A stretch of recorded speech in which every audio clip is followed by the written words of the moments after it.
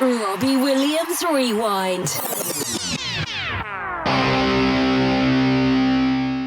Welcome to Robbie Williams Rewind. We are the champions. I'm Matt. And I'm Lucy. And along with help from special guest fans, we take you on an in-depth rewind through the solo career of multi-award-winning singer, songwriter and entertainer Robbie Williams. So before we start this episode, we have got a Robbie news update for you. Lucy, what's happening? Well, exciting news is that we've had confirmation that Stoke is happening. Yes. The extra 10,000 tickets have finally gone on sale a month before the concert. Yeah, a little bit last minute. But maybe our Twitter campaign with our upcoming guests that are on the show in a moment, Amanda and Rachel, might well have given it the little push that it needed. Perhaps. Or maybe they were doing it anyway. Yeah, exactly. We'll never know. But it was fun. We got the news. Ticket prices seem to be dynamic now, so... Yeah, not too sure about that. Yeah.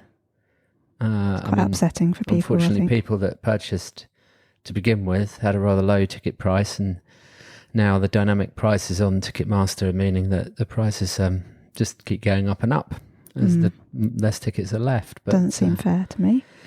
But anyway, I'm sure all the tickets will go, and it will be a cracking gig. Yeah, can't wait. With a stage that's 3 meters wide by the looks of it on the plan. What other news have we got? I think there's some more news. Well, obviously Robbie played in Melbourne. Yeah. Did 2 shows there for the Better Man recordings. And we spoke to Angie and our friend Jocelyn also, who is in an upcoming episode. They said it was amazing, that Robbie was on form, that the crowd loved it, that everything was incredible, basically. Yeah. We're very jealous of them, having seen Robbie already. And then I think I heard Robbie saying on Ida's Instagram Live that it was 2 of the best concerts he's ever done. How many times have we heard him say that? Yeah. But I'm sure he did. Well, from what I saw, it looks like he really did enjoy it. And I think everyone there enjoyed it as well. Yeah. Looking forward to seeing the film when it comes out. Yeah. And Michael Gracie did say in one of the interviews with Rob on stage that hopefully it's going to be out next year. So 2023 at some point. So that's something to look forward to. Great. Good. So we can move on with the episode now. Today we're talking about In and Out of Consciousness, Robbie's second greatest hits compilation. And we've got our guests with us today, Amanda and Rachel. Hello. Hello. Good morning. How are you girls? We're good, thank you. Very good, thank you. Good. Lovely to have you on the show. Thank you for joining. Pleasure to be here. So just to explain to our listeners, we've got Amanda and Rachel on together because they run FanFest, which is a Robbie fan charity, basically. So that's why we've got the 2 girls together, so that they can talk to us about that as well as their own Robbie experiences and memories. Yeah. So before we get on to FanFest, let's just talk Robbie in general. So tell us what made you both a Robbie fan. Amanda, do you want to go first? I was aware of him in Take That, but I wouldn't say I was a huge Take That fan. I think the moment I finally sat up and noticed him was the Tom Jones Brit Awards leather trousers moment. And it wasn't just the trousers, but there was something about that performance that just made me go, oh, hello, who are you? And I'd always been aware of him, but that was the one where I thought, wow, like the boy from the pop band became a man that night. Yeah. And it was really, really powerful because he blew him off the stage, and he was just immense. So that was probably the singular moment that made me go, wow, with Mr. Williams. Good. And Rachel? I didn't have a standout moment like that. I think I've always really liked his music. I've always found him interesting because he's the cheeky lad, and you always know that you're going to get something different from him. The unpredictability made him somebody that I always wanted to watch. And then once I'd gotten past that, I kind of started to see things that I could relate to, you know, kind of similar generation, you know, lyrics from the 80s, for example. I can relate to a lot of those. Yeah. And it's probably kind of, it's one of my favourite songs just because the tongue-in-cheek, but the relatability of those things, not just from the silly side of growing up, but the connection that he had with his gran, for example. Yeah. I can really kind of relate to that as well. So just the whole shebang. Yeah. And there That's a was good that word. period, wasn't there, in the 90s where he was absolutely everywhere. Yeah. And it was kind of one massive hit after one massive hit with that whole MTV generation where the videos were slick and Millennium was the song of the moment. He just nailed it every single time. So you couldn't miss him even if you wanted to. Yeah. And then when you look, as Rachel said, beyond into the lyrics and started to feel connections, that's where I think we all got hooked in different ways. Yeah. Not just with the sort of big old stadium anthems that everybody loves. Yeah, Yeah, you kind of you see the kind of you see and hear his character first, but actually when you start to really listen to his music and the lyrics are so soul bearing and deep and intense, and hugely understated, underrated. I think he's one of the most underrated songwriters of his generation. Yeah. And I think it's disingenuous to him that the Chambers-Williams partnership is referenced that way around, because I think without the words, the melodies don't necessarily take on as much meaning. And Guy writes a beautiful middle eight, and Guy writes a beautiful gear change in a song. But that combination is a 50-50 for me. And his songwriting is exceptional. Yeah. And we've even noticed that, haven't we, Lucy? Just doing this show, going right back to the beginning and analysing every word, and even songs where we've never really pulled the lyrics up properly before. And we've been singing them all our lives and thinking, oh, okay, it meant that, or it said that, you know, and we've found different things, you know. It's, I totally agree with you. Very, very underrated as a songwriter, but I think it's easy to dismiss him as a boy from a pop band. And I think that there's always been a sort of sneering tone taken towards him because of that route. He didn't choose that route. You know, he joined a band at 16. They changed his name to Robbie, and he's been forced to be Robbie ever since. and I think the time that we've seen who he wants to be, probably the only time we've seen who he wants to be, was at that Under the Radar concert where we all got to see the songs that he wants to sing for him.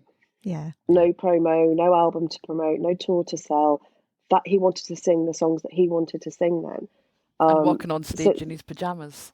And walking on stage in his pajamas. You know. Very comfortable and relaxed in his I did tell him it wasn't a pajama party unless you wore your pajamas.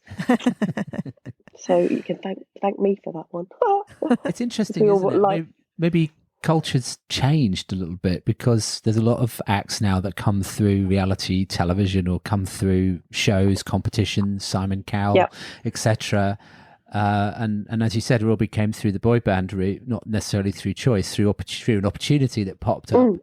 And I think our media here like to berate somebody who has been successful and also praise them at the same time. It's very it's very fickle, it's a real double-edged sword, isn't it? And the 90s was all about being achingly cool, wasn't it? So if you weren't an achingly cool boy band from, a band from Manchester, a boy band from Manchester wasn't the same. Take that wasn't Oasis, for example. So that whole thing played out forever in the press. And that legendary beef with Rob and Liam was played out probably by the press more so than there even ever was real beef with the pair of them. Yeah, absolutely. And it was a time, it was a moment in time. The 90s was all about Britpop, and he was the face of that. He was the absolute face of Britpop and the absolute sound of that decade. And he was in his sort of imperial phase, wasn't he? Nobody could touch him.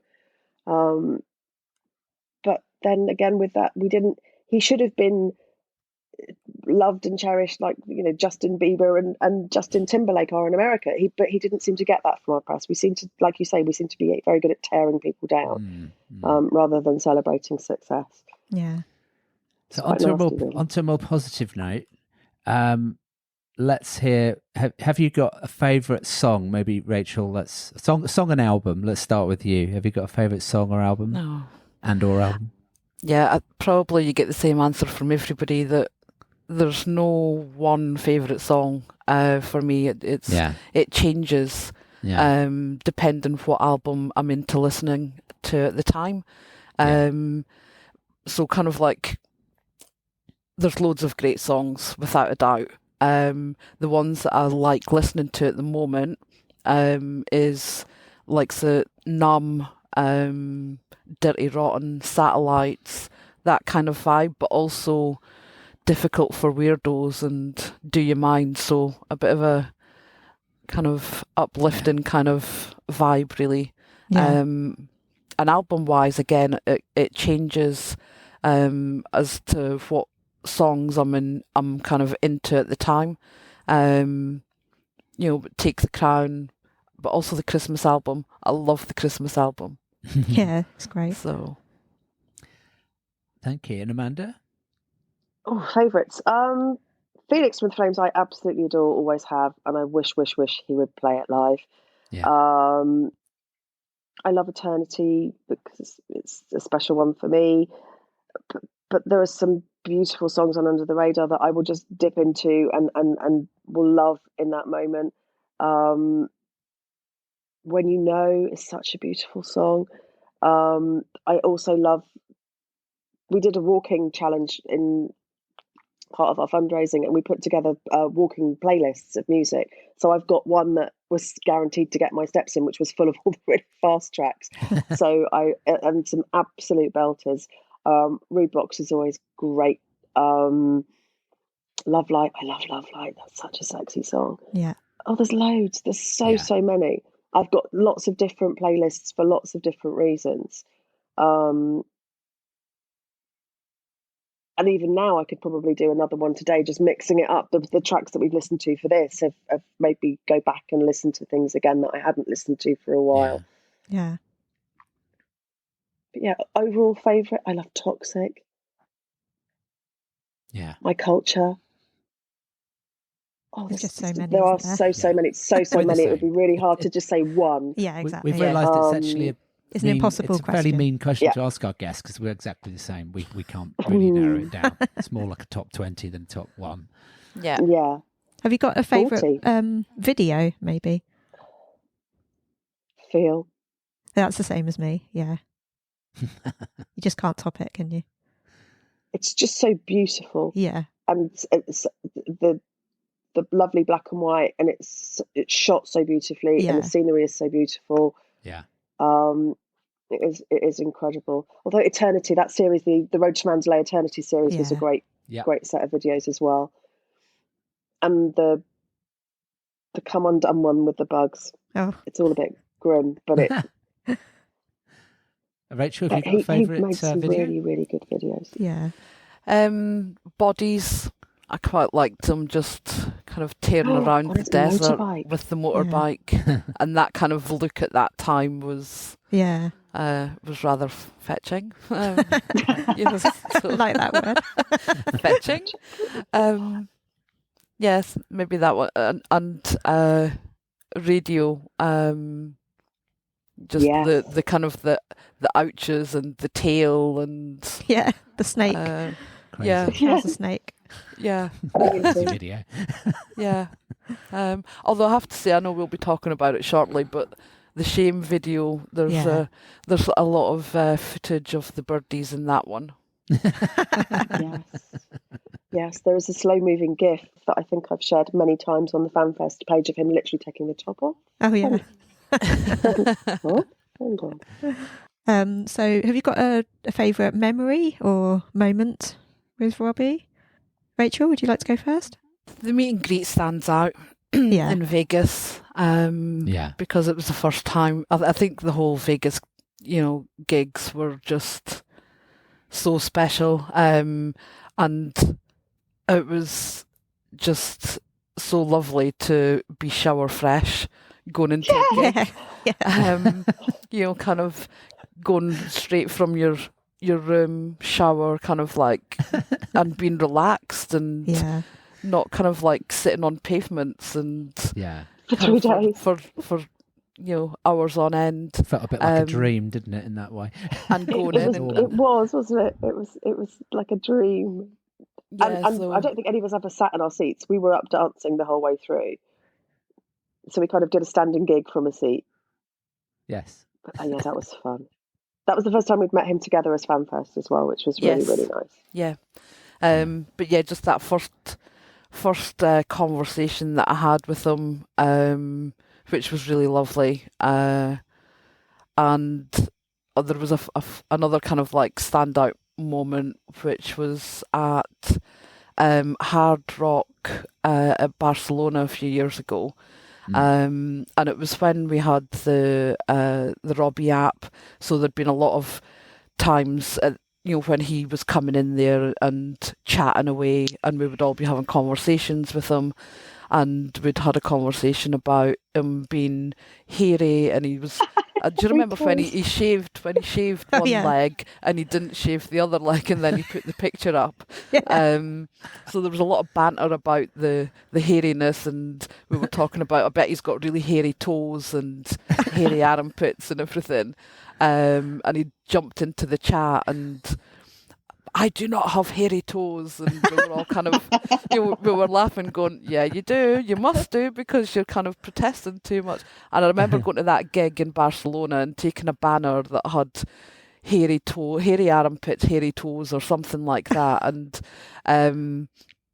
he was in the middle of the song, and he came right over and stood in front and kind of lifted his arm up and started stroking the hair under his arm with his finger.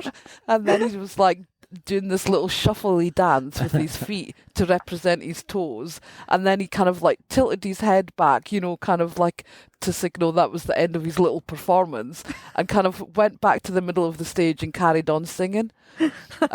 And it was just hilarious. It was just kind of like a few seconds, but I think that's what he does, isn't it? Exactly.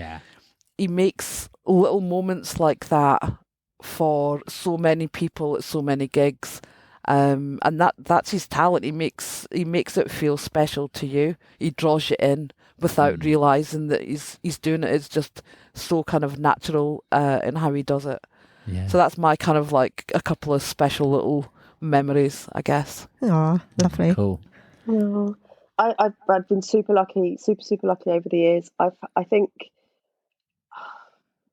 favourites. Dublin. I was at the concert for the O2 at the O2 in Dublin. What was formerly the Point, and it was a rescheduled charity concert for UNICEF. And prior to that, I had won a meet and greet at Soccer Aid in the summer, but didn't happen for various reasons. They kept us waiting all day. We got faffed around. It was a Farrell meet and greet, and there were 10 competition winners, and it turned out that only a handful got to meet him on the day.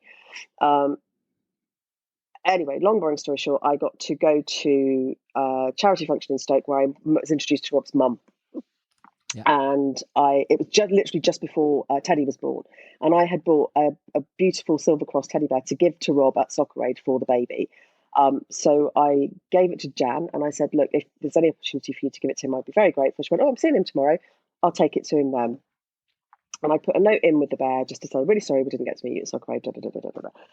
Fast forward to the October, we're in Dublin, and he mid-show was banging on about Pringles. It was the time when minstrels and Pringles were the breakfast of champions. And someone had taken a big tube of prawn cocktail Pringles for him that he'd picked up in the audience. And we'd been to the Farrell launch in Brown Thomas that day. And we took the bag of minstrels along, and we were like, I'll take those later, babe. And we're like, oh, okay. And we got right up to the front row that night.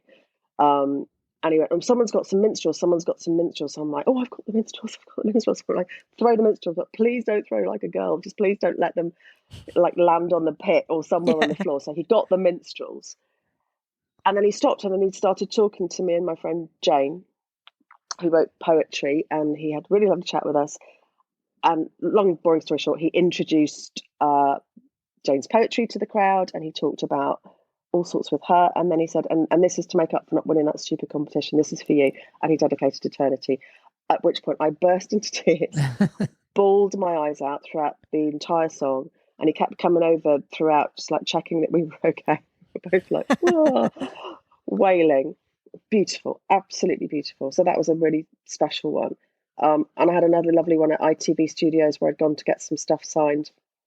And it was literally just me and the paparazzi there. And we had a little chat. He went back to the car, and I'd said something to him about one of the people from the Fun Poker Days who'd got engaged. And he went, "Oh, that's lovely." Got back in his car. So I'm walking away, and then I can hear people going, "Oi, darling, come back! Oi, darling, come back!" And I'm like, "Oh, go away, horrible paparazzi!" And it was Rob. I got back out of the car. So I went chugging across this field, trying not to stack it in 4-inch heels across the muddy bit outside ITV.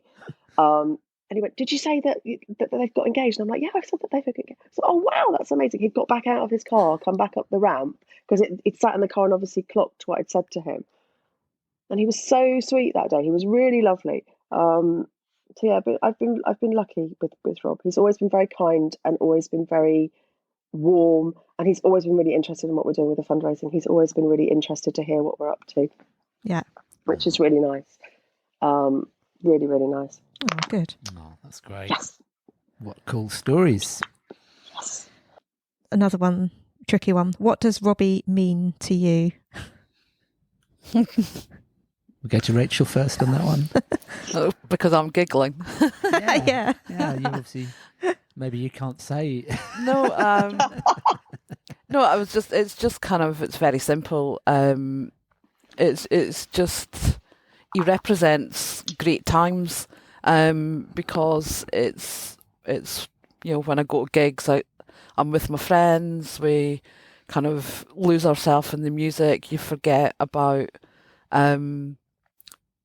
how old you are, you forget, you know, the normal day-to-day life stuff. You know, we're always busy with work or, you know, stuff that goes on outside of work. And so that's kind of, and I don't get that from going to other gigs. Other gigs are, you know, I go to see Take That, or I go to see Stereophonics, or, you know, and they're great gigs, but his gigs are different, and it means that I meet up with loads of people that I know, and become friends with through that circle. You know, you go to Vegas, you fly halfway around the world to, you know, and you're at this hotel and you don't know kind of anybody, and then you walk out of your room and you just see all these familiar faces, and he's kind of, you then feel that you feel quite safe that there's people there that you know that you're familiar with. Yeah. So Yeah. Amanda? It's given me a thing for me. I think when you become a mum, or you kind of lose your identity a little bit, and I think that having me time is massively important, and getting away and doing stuff just for yourself. It's given me friendships. It's given me travel. It's given me fun times, memories. But the friendships are the enduring thing for me. And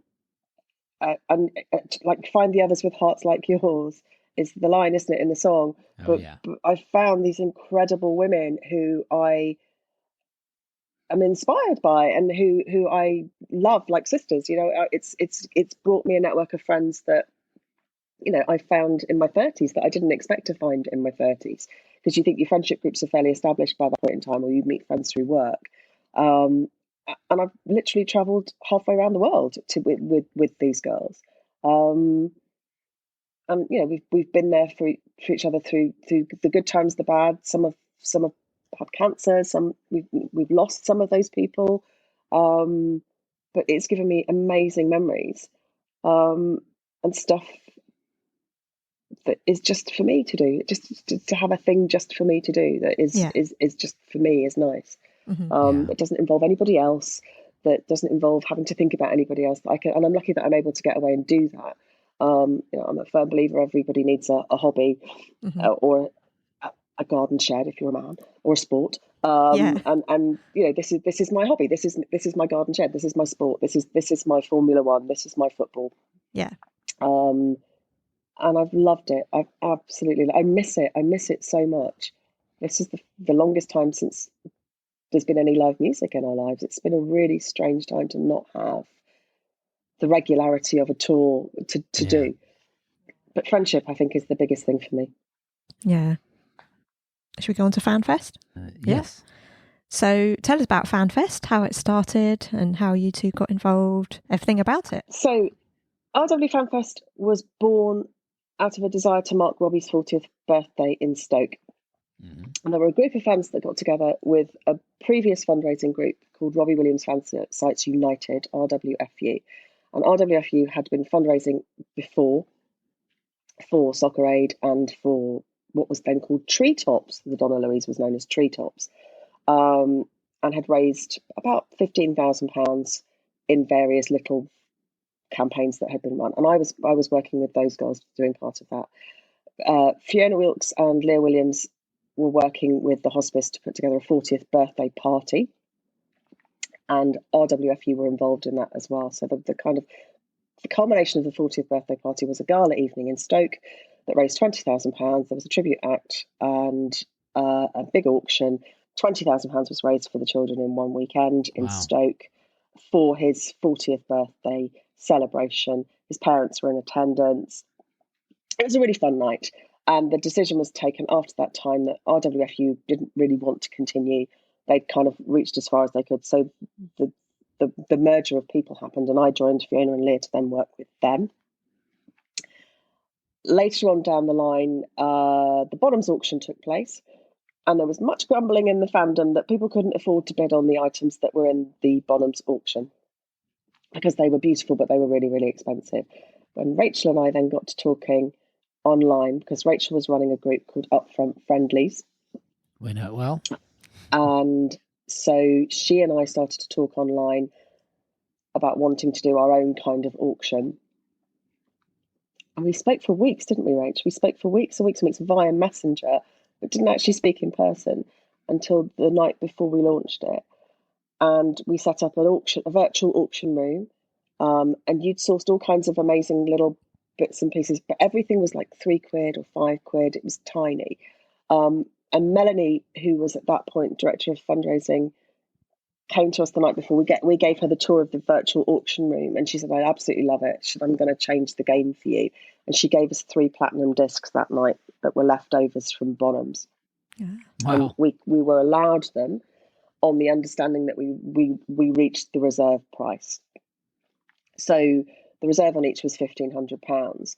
And we knew we weren't going to get a single bidder who was going to give us £1,500. So we raffled them off. So the FanFest raffle was born that night. Right. And in that weekend, I think we raised £9,200 in 48 hours. It was just like mind blowing that our little bits and pieces that we'd accumulated did so well. So from there, we then did further weekenders, didn't we, Rachel? You did that one with the scooter. Yes, that was at Port Vale. Yeah, so that was a lot of fun.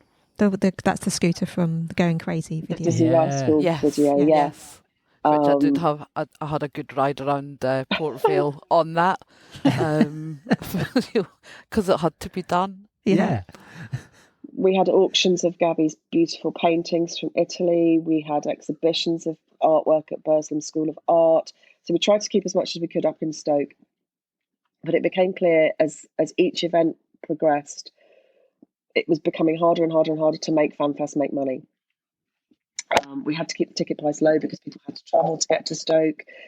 And once you factored in food, ticket, entertainment, venue, there wasn't an awful lot of money left over. And the money was coming from the auctions. The money was coming from the things that we could source.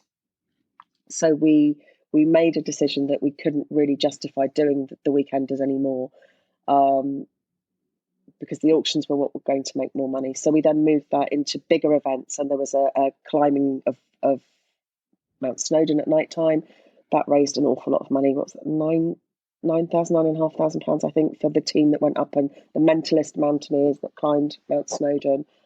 And then things changed for the Donna Louise. Things got very, very, very hard for them. When the pandemic hit, they were in real danger. They saw their financial earnings and income fall off a cliff in March 2020. The diary emptied. So all of those large-scale summer events like fun runs and 10Ks and summer fetes and parties, they were all off. And unfortunately, it coincided with them launching their new adult building as well. So historically, when a child turns 18, they can no longer use the services of the Donna Louise. They have to go to adult care. Well, an adult hospice isn't necessarily the place for a young person to be. If you're talking about pensioners with dementia and Parkinson's, it's not necessarily a place that a young person with a life-limiting condition would want. So they had built this incredible new building, and then everything got mothballed as of March 2020. But the need to still raise the money continued. So they went out to look for a merger to save the services effectively, because they were in real danger of closing. They saw their income plummet by 4 million overnight. And that's an enormous amount of money for a little charity that gets very little in terms of government support. I think they get something like 11p in funding for every pound that they need to spend. God. Adult hospices, by comparison, get about 60p in every pound. So they're not as reliant on fundraising activities as the children's ones are. So they went out to merger. The merger has now successfully happened, but it's meant that all the team that we knew there have now gone. They effectively merged themselves out of their jobs to save children's services. So we got really into team events, didn't we, over the course of the pandemic? We were worried that we couldn't do anything. How do we fundraise when we can't get together with anybody? There's no gigs, so we can't sell wristbands. There's no weekender. We can't all get together. And we did a virtual walking challenge, partly because we were all moaning that we'd all put on a load of weight in lockdown. So we started to kind of kickstart our fitness. And we had this team of 74 brilliant people, weren't they, Rachel? Just this amazing group of 74 superstars all over the world, in like 13 countries all over the world, who committed to walk 1 million steps each. And we did it. And by the time we finished, we'd walked enough steps to go 1.5 times around the world for our pop star. 35,000 miles were walked by this group of people. And over the course of the pandemic, that first pandemic year, we raised £40,000 for the kids. Wow. Which was the biggest year we'd ever had. And it was the biggest year in probably the worst year that they were having. So it was something that we were immensely proud of. We did another walking challenge again last year. So since that first weekend in 2014, where £20,000 was raised, as we stand now, we can give the exclusive today, can't we, Rachel? We can break the news. We've raised £150,000. Wow, that's incredible. For the children to date, which is amazing. Yeah. All because of Robbie's amazing fans, who probably couldn't put a pin in a map and find Burslem, but they know him, and they do it. We say we do it for the kids, and they very much do it for him. People are incredibly generous and very, very kind and very, very supportive. But it's a labour of love for us. It's our way of saying thank you and giving something back. That's how it is for us. But it's been the two of us doing it now for a little while. Well done, and everybody that's been involved in raising £150,000. That's quite some achievement. It's no small amount, is it? No. So many people. So many people. Yeah, it's every £3 raffle ticket. It's every £5 wristband at a gig. It's every T-shirt. It's every. We've done so many things. Scarves, T-shirts, mugs, calendars, wristbands, calendars. Yeah. Oh, you name it. Raffles, auctions. It's been so much. And thank you to Rob as well, because he's given us things that we wouldn't have had to use and to sell. Yeah. And his management have been supportive with helping to get things signed as well. That's good. But we were a quite unique bridge between the hospice, Robbie, and the fans, as he's the patron of the charity. Yeah. And they are very, very grateful for the support. So tell all our listeners if they would like to donate money to support how they can actually do that at the moment? Is there a PayPal or something, or website? We've got a Just Giving page, which you can find through our Facebook page, which is official RW FanFest. We've also got Twitter, which is at RW FanFest, and Instagram as well. But the best route to donate is via the Just Giving page, because that goes straight to the charity. Every penny that we ever make in any campaign that we ever run is donated through that Just Giving page, so it gives absolute clarity as to where all the money goes. We've got accounts that go back to 2014. Rachel is the spreadsheet queen. She's so good. I'm not even allowed to touch them because I stuff them up every time. But Rachel's quite quiet at the moment, but she's an absolute genius. She runs a big brand for her personal work life. And my background is marketing, and between us, I think we've got this brilliant partnership. We just get each other, and it just works. Yes. And she'll tell me, "No, that's a stupid idea. We can't do that." Or I might try something crazy, and she'll go, "Okay, maybe." Like the Under the Radar gig, we literally turned that T-shirt around in 24 hours. The one that we sold, where everybody turned up in the gig wearing the T-shirts and the wristbands and stuff, and we raised like $5,000 off that, which for a little gig where there weren't that many people going was really special. And his people saw that T-shirt that night and they loved it, so that was really good as well. Oh, superb. Yeah, but it's a proper labour of love. So for any listeners that are listening that don't know about it, we'll make sure we put all of those links that Amanda's just talked about onto our website, and you'll see them on the socials. We will be promoting that so that you all know where to go and find out more. And Rachel, tell us about your journey. What's your connection perspective on FanFest? How do you feel about being involved with it? Yeah, so it kind of, as Amanda said, it came about when I headed up the Upfront Friendlies Facebook page, and on the back of the comments about Bonham's auction coming up and the excitement, but also a lot of people thinking that it was out of their price range, came up with the idea to have our own fan version of an online auction, where people could donate merch or Robbie things that they had, if they had double copies of DVDs of gigs, and, it was all very small stuff. And Amanda kind of spotted that and decided that we would just get together and do something with RW FanFest. And as myself and Amanda really kind of like worked through that, and also with the support of Fiona and Leah as well, we launched a really successful auction, and then the lovely ladies invited me to join the team. And that's where it just continued from. I felt incredibly proud of what we'd achieved with that fundraiser, and it was a great honour to be asked to join the team and be trusted to give my support. So it then became a real labour of love for me as well.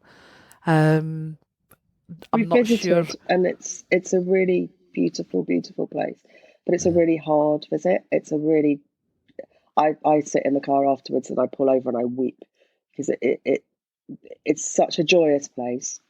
Yeah, but it's really, really hard.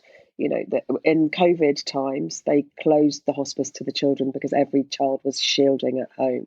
So the hundreds of families that they work with across Staffordshire and that whole surrounding area, many of those children didn't leave their homes for months. And they used the hospice as a chemo centre for children in the local area, so that they then didn't have to go into a mainstream hospital to have their treatment. And we were still in contact with them throughout that whole period. And they were talking to us about the merger and what was happening and the help that they needed behind. They couldn't say anything publicly because had the merger not happened, they would have gone out to emergency appeal. So everything was kind of hanging by a thread until things were finally signed off. but they would tell us about, the little children that would turn up for chemo every week, and they'd have to get off the phone because they're like, we can't cope, whilst trying to keep all these children safe. It's the most special place. It really, really is. And they don't turn anybody away. So anybody that needs their help has access to their services. But that comes at a cost. And the cost is £5.7 million a year. The video that we share is well out of date now. Robbie, if you're listening, we'd like a new video, please, because they are in need of monies that the adult hospices just don't regularly get. Right. I think but it's a beautiful place. The other thing that made it so special is that we became good friends with two young, beautiful ladies that are regular users of the hospice, that were best friends, and Charlotte one sadly lost her life a couple of years ago, but she was such an inspiration, and had such a kind of a cheeky smile, but she was brilliant. Yeah, she was a great ambassador for the hospice as well. She was so clever. She created beautiful artwork, and we really kind of bonded with those two ladies. We won tickets to see the band in Stoke, and we'd already booked tickets because we thought, it's Stoke, we'll go to that one. So we contacted the theatre company and asked them if they could convert the tickets into carers tickets, which they kindly did. So Chloe and Charlotte got to go to the band, and it was their first gig. Oh, we were like, it was brilliant. They were such lovely friends. But they had like their hair done, their makeup was all done. They'd picked out special outfits to wear.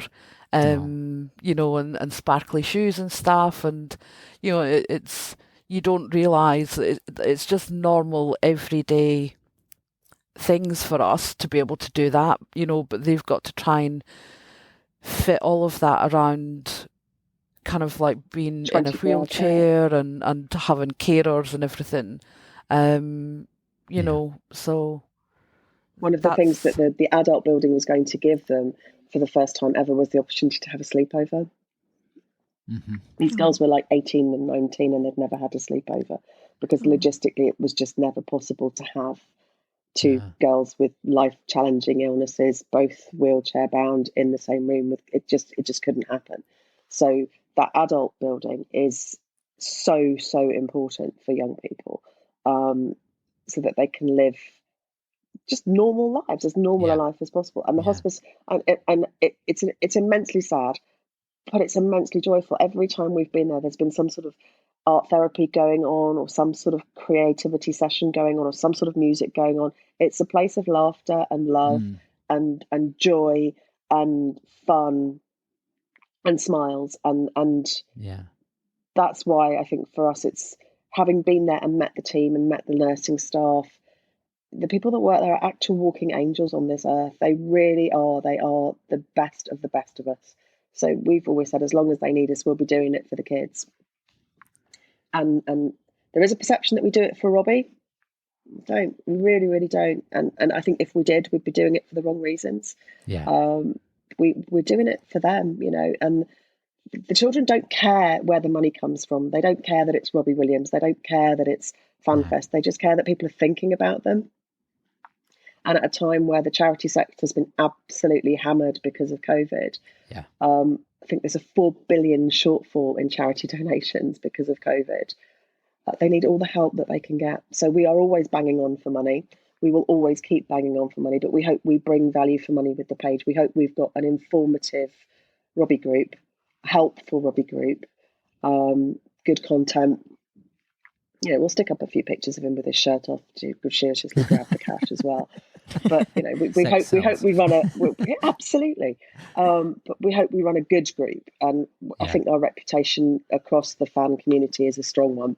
Yeah, I think we're seen as helpful, so that's nice. Well, I think that anybody listening, including us, has probably experienced a few revelations there in what you've just said in terms of the the shortfall, the small amount that children's hospices actually get from the government, the challenges they've gone through in the pandemic. I think it is quite a revelation. So I think what I would say is I'd encourage anybody listening to look up your Facebook page and consider donating or getting involved in things that no doubt you've got planned for the future now that the world is beginning to open up a bit. And I think what I take from it is that everybody deserves quality of life. And it sounds as though they're giving young people and adults that quality of life, which is just important. Well, I would like to say on behalf of Lucy and I that we are here to help. The podcast is we're more than happy to plug and promote through our socials and on the podcast anything you've got coming up. And I would probably just make it clear at this point, because it would sound disingenuous if I didn't, that we don't make any money from the podcast. I think some people may be under the false assumption that we're making money. We're not. It's costing us money to actually do it. So therefore, we would love to promote and socialise as much as possible of what you've got going on. So you just have to let us know. And we shall. Thank you. And I think in terms of knocking perceptions on the head as well, there is a perception, I think, that we have some sort of special access to Robbie because of FanFest, or that we somehow, we don't. We don't. We're just fans. We're just fans that happen to have his charity in common. He knows what we do. He's always been incredibly positive about what we do and incredibly interested in what we do. He wants to know what we're up to. He genuinely has a love for his hometown and a love for the hospice. Yeah. He's made it very clear to them, whatever you need, let me know. So it's a place that's very, very dear to him. But we don't get anything special. So can you please stop messaging the page and asking us to get him to FaceTime you, because we can't do it. Yeah, be respectful. Be respectful. We've got boundaries too, guys. Yeah. Yeah. So should we start talking about in and out of consciousness now? Yeah. Yeah? Yeah. Yeah. Okay.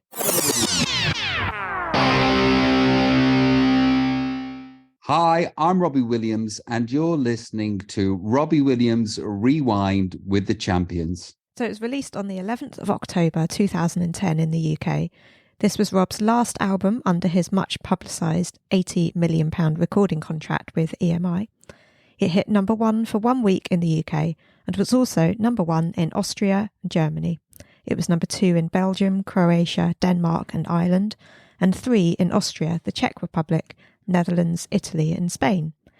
It was Rob's 9th album to debut at number 1.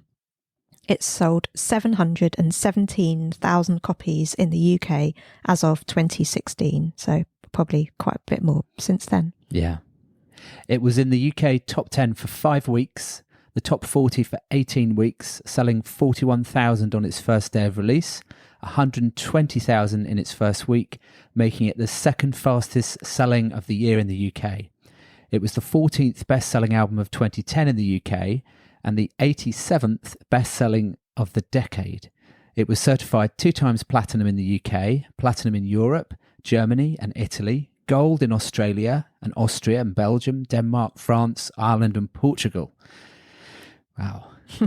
There were quite a few different formats. A standard 2-disc CD with 39 hits plus Shame and Heart and Eye. A deluxe 3 CD edition with 57 songs plus Shame, Heart and Eye and The Long Walk Home. A DVD edition with 2 DVDs of Robbie's greatest hits on video. An Ultimate Edition bound in a slipcase with 3 CDs of 57 songs and 3 DVDs including the greatest hits, plus the Live at Berlin Velodrome show from 2005. Finally, there was a digital edition with 59 songs including all the others, plus Dogs and Birds and Email from a Vampire. The album doesn't include Win Some, Lose Some, Better Man and Bongo Bong and Je ne t'aime plus, which were the singles in some countries. Win Some, Lose Some's a belter. That should have been a bigger hit. Yeah. Oh, yeah. And then, he played that in New Zealand and they went absolutely bananas. Yeah, that's where it was a Absolutely single. bananas. Yeah. Yeah. The B-sides on disc 3 were Often, Karaoke Star and Toxic from the Sing When You're Winning era. Nobody Someday, Get a Little High, One Fine Day and Coffee, Tea and Sympathy from the Escapology era, Do Me Now and The Postcard from the Greatest Hits period, Meet the Stars, Don't Stop Talking and Don't Say No from Intensive Care, and Lone Star Rising from Rude Box, Elastic from Reality Killed the Video Star, plus My Culture, Lola and The Only One I Know. So a bit of a selection, but not anything from the first 2 albums. No.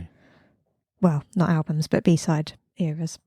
Rob said at the time of release, it's incredible to listen to the album and realise that it's already been 20 years of making music and playing gigs. And the great thing about the album is that it's not only a celebration of my past, but also a bridge to the future.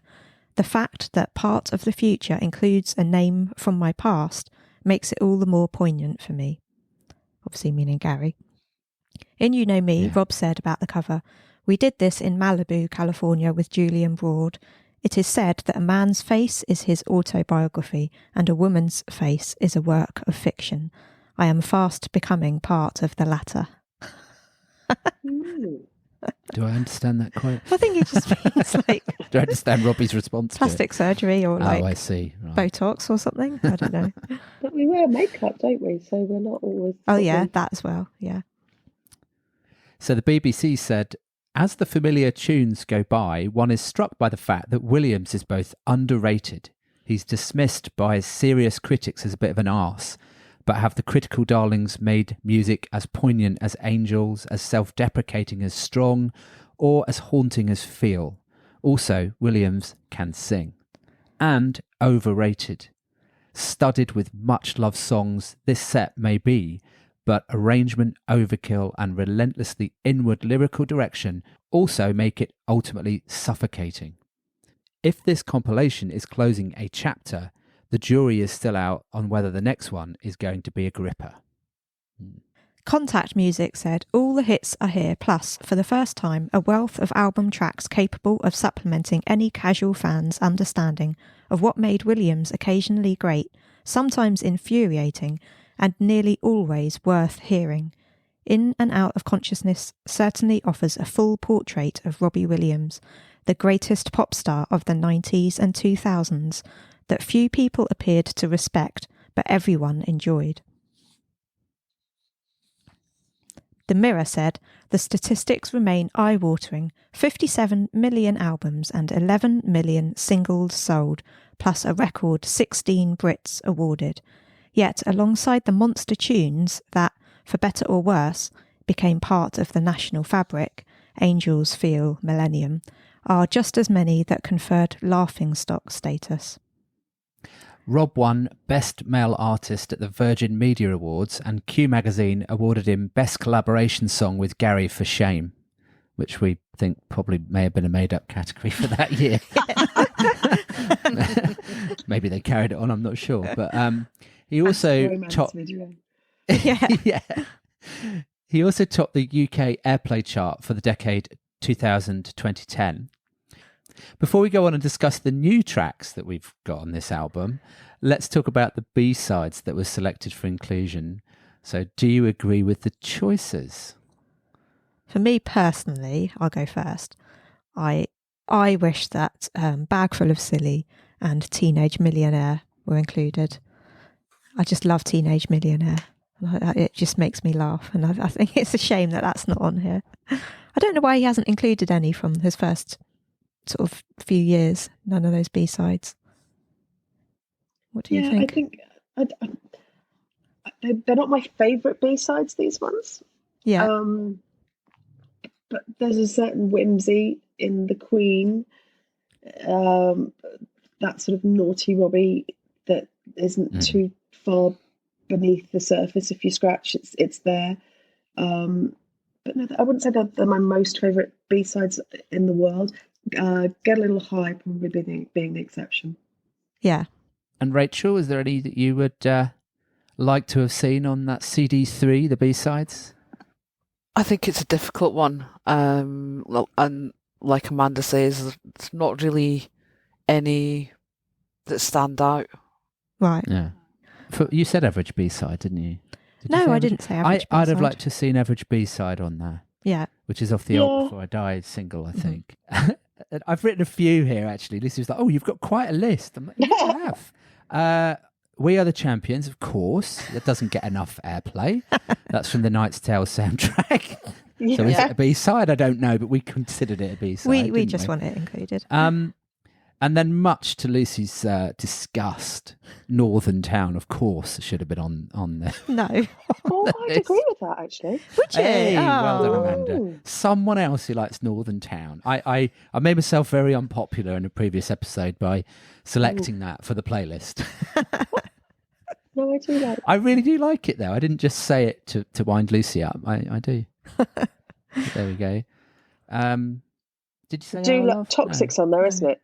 Toxic's on there, Toxic's on yeah. there. I do yeah. love Toxic. Yeah. And Coffee, Tea and Sympathy is on there. Coffee, which is yeah. I mean, yeah. Yeah. amazing. Yes. Yeah.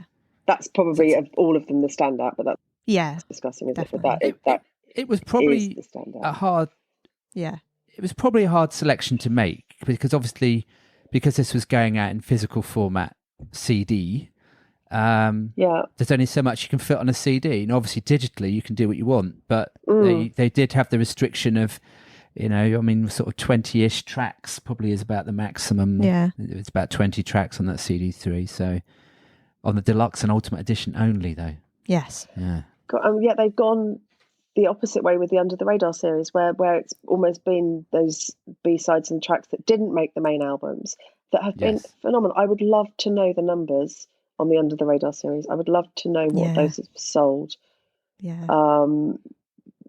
Because for me, some of those tracks are absolute unmined gems. They really, really are. Oh, yes. Yeah. Into the Silence in particular is just gorgeous.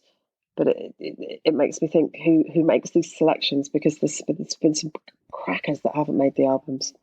Yeah. Oh, yeah. Also Numb. Yeah, Yeah. beautiful. Yes. Raver for me. Yeah. Oh, yeah. Raven. Yeah. Definitely. Yeah. But one thing I did like about this album that I know some didn't at the time was that they actually edited out any swearing on it. So I was able to play his greatest hits in the car and not worry about the swearing with my kids. But in all the of the car. CDs. Yeah. All of them. Yeah. Yeah. Ah. But I know that for some people they were not happy because they're like, why do that? I'm a Robbie fan. I want to hear Robbie singing the songs as they were written. But, it's useful to have at least one album that you can play in front of the With your kids children and in not that have car. Family to friendly. Although we did come back from Soccer Aid one time. No, we came back from the Heavy Entertainment Show dress rehearsal gig, the one that we all got in. That was it, wasn't it? Heavy Yeah. Entertainment Show dress That's rehearsal right. gig. I took Ella to that one, first Oh, ever gig, and she came back in the car. I really like that one called Mother. And I was like, oh, wow, that's a really, really good one, that, darling. And she sang it almost word for word, in 8 years old in the car on the way home. Oh, no. We won't be Brilliant. telling that one to Daddy when we get back. That does remind me of the fan fest when you had the scooter there. We took our kids to that fan fest, and you did say in advance, you said, you do know you're bringing the kids and there may be some swearing involved. And I said, yeah, that's fine. It's okay. And then it was Tony, I Tony, think, yeah. played Yeah. Motherfucker. And our kids were actually playing on their game, like iPads or whatever, and they had their headphones on, so they weren't really paying attention. And we were dancing, I think, at the time. But our friends Alan and Sarah were sat at the table, and they said that when Motherfucker started, Luke nudged Chloe and said, Chloe, it's that song that Mummy always skips in the car. And so they took their headphones out and listened to it. Oh, yeah. What responsible parents we are. Thank you, Tony, for that. But Tony was actually on our last episode, Tony Lewis. So, he also said that the sound didn't go up quite loud enough at Port Vale. He was annoyed with the sound limiter there. So I thought it was quite loud, but there we go. I think when I look at the album overall, I just think what an epic track listing. I mean, even though Lucy and I have talked about most of these, well, pretty much all of these so far in the podcast, it's just an incredible reminder of the vast collection of music gold that Robbie and his creative partners have produced. I mean, it just, when you step back, I was looking at the entire list, when you could look at all 3 CDs, I mean, it's just an epic It's list of immense. songs. And I know that fans don't always like the greatest hits, but you know, if you put that to one side and you look at it, it's just incredible. Yeah, So it is. yeah, I particularly like the Ultimate Edition with the booklet with all the pictures in and stuff. You know, I'm sure Yeah. you guys have probably got it, all the different. Yeah, love it. Just a really nice album. It kind of sealed off that whole decade, didn't it? It Yeah. kind of rubber stamped that whole decade of supremacy. Because he was untouchable, absolutely untouchable Yeah. at that time. Yeah. And there's a comic relief single in there, isn't there? The Morning Sun one was a single that he effectively gave away, and that was a big single. And all the big hits. Yeah. Yeah. Incredible. So should we talk about Shame? well, I think it's probably worth me just saying okay. for people listening that, and to be fair to Amanda and Rachel, because we've covered pretty much all of the songs on In and Out of Consciousness, then we can't really go through every single one because we'd probably We'd be be here here. for 6 or 7 hours. However, we will let you talk about a couple of your favourites maybe later on in the show. We will maybe Yeah. broaden it a little bit. Yeah. But we are going to talk about the new ones Yeah. that are on In and Out of Consciousness. Yeah. Starting with Shame. Written by Rob and Gary, this was the first collaboration between Rob and Gary for 15 years. It was the only single from the album, released on the 4th of October 2010 in the UK. It reached number 2 in the UK, number 1 in Hungary, 4 in the Netherlands, 7 in Italy, 8 in Ireland and 11 in Germany.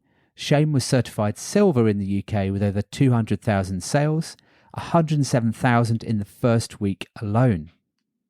Shame was the first song Robbie and Gary wrote together. While Take That were in LA recording the Circus album, Mark asked Rob if he could come and see them. Rob later explained, "I was very nervous because there were 4 of them. I came so close to not going because I had toothache that night and I'd just taken a painkiller. I was quite large as well. And I thought, I can't go mumbling, looking like Elvis. I'd said some nasty things about Gaz. What do I do if I go in and he's harbouring anything? So the missus pushed me through the door. It was very exciting, very liberating." Rob described how they had a superficially good evening, but the following night was when they all had a proper conversation and he and Gary finally cleared the air. "I spent the last 15 years thinking what I was going to say. We had that big chat and the most amazing thing happened at the end of it. We both said sorry to each other and we both meant it. That's all we needed. It just lifted so much off my shoulders that I didn't know was still there. It was the start of a very magical 18 months that we've had since then, writing songs together, getting to know each other. It's nice being able to be grown-ups and hear each other and say sorry because not many people can do that." Rob explained to Radio 1's Chris Moyles that he held one of his Sunday quiz nights at his LA house and Gary was there. Rob asked Gary if he could get his ballad fingers on the next day, which is when he and Gary wrote Shame. Gary played Rob the instrumental track and they decided to write the lyrics about themselves. At that point, they hadn't spent much time together, but they wrote it in an hour. At one point, Gary left the room and Rob changed the melody. When Gary came back into the room, he said, "No, that's not how the melody goes. It's like this." And Rob took it well and agreed. That's a new Rob there. Yeah. Gary said, "Robbie and I wrote Shame on August 25th, 2009 in a house I had rented for the summer in Los Angeles. It was one of those unscheduled but things-changing moments. Rob was at my house, I was working on a song, and he wanted to write it. Great. We added the vocals a couple of days later. John Shanks helped me write a demo so we could try to sing it.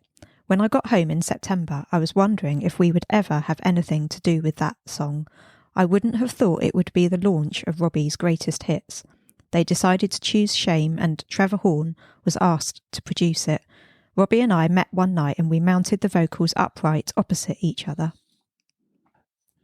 Rob told Pop Justice website, "So I got busy throwing everybody underneath the bus. Oh, and with your poster 30 foot high at the back of Toys R Us. It was in another song that I'd written, to be honest with you, and I just thought it was a good line.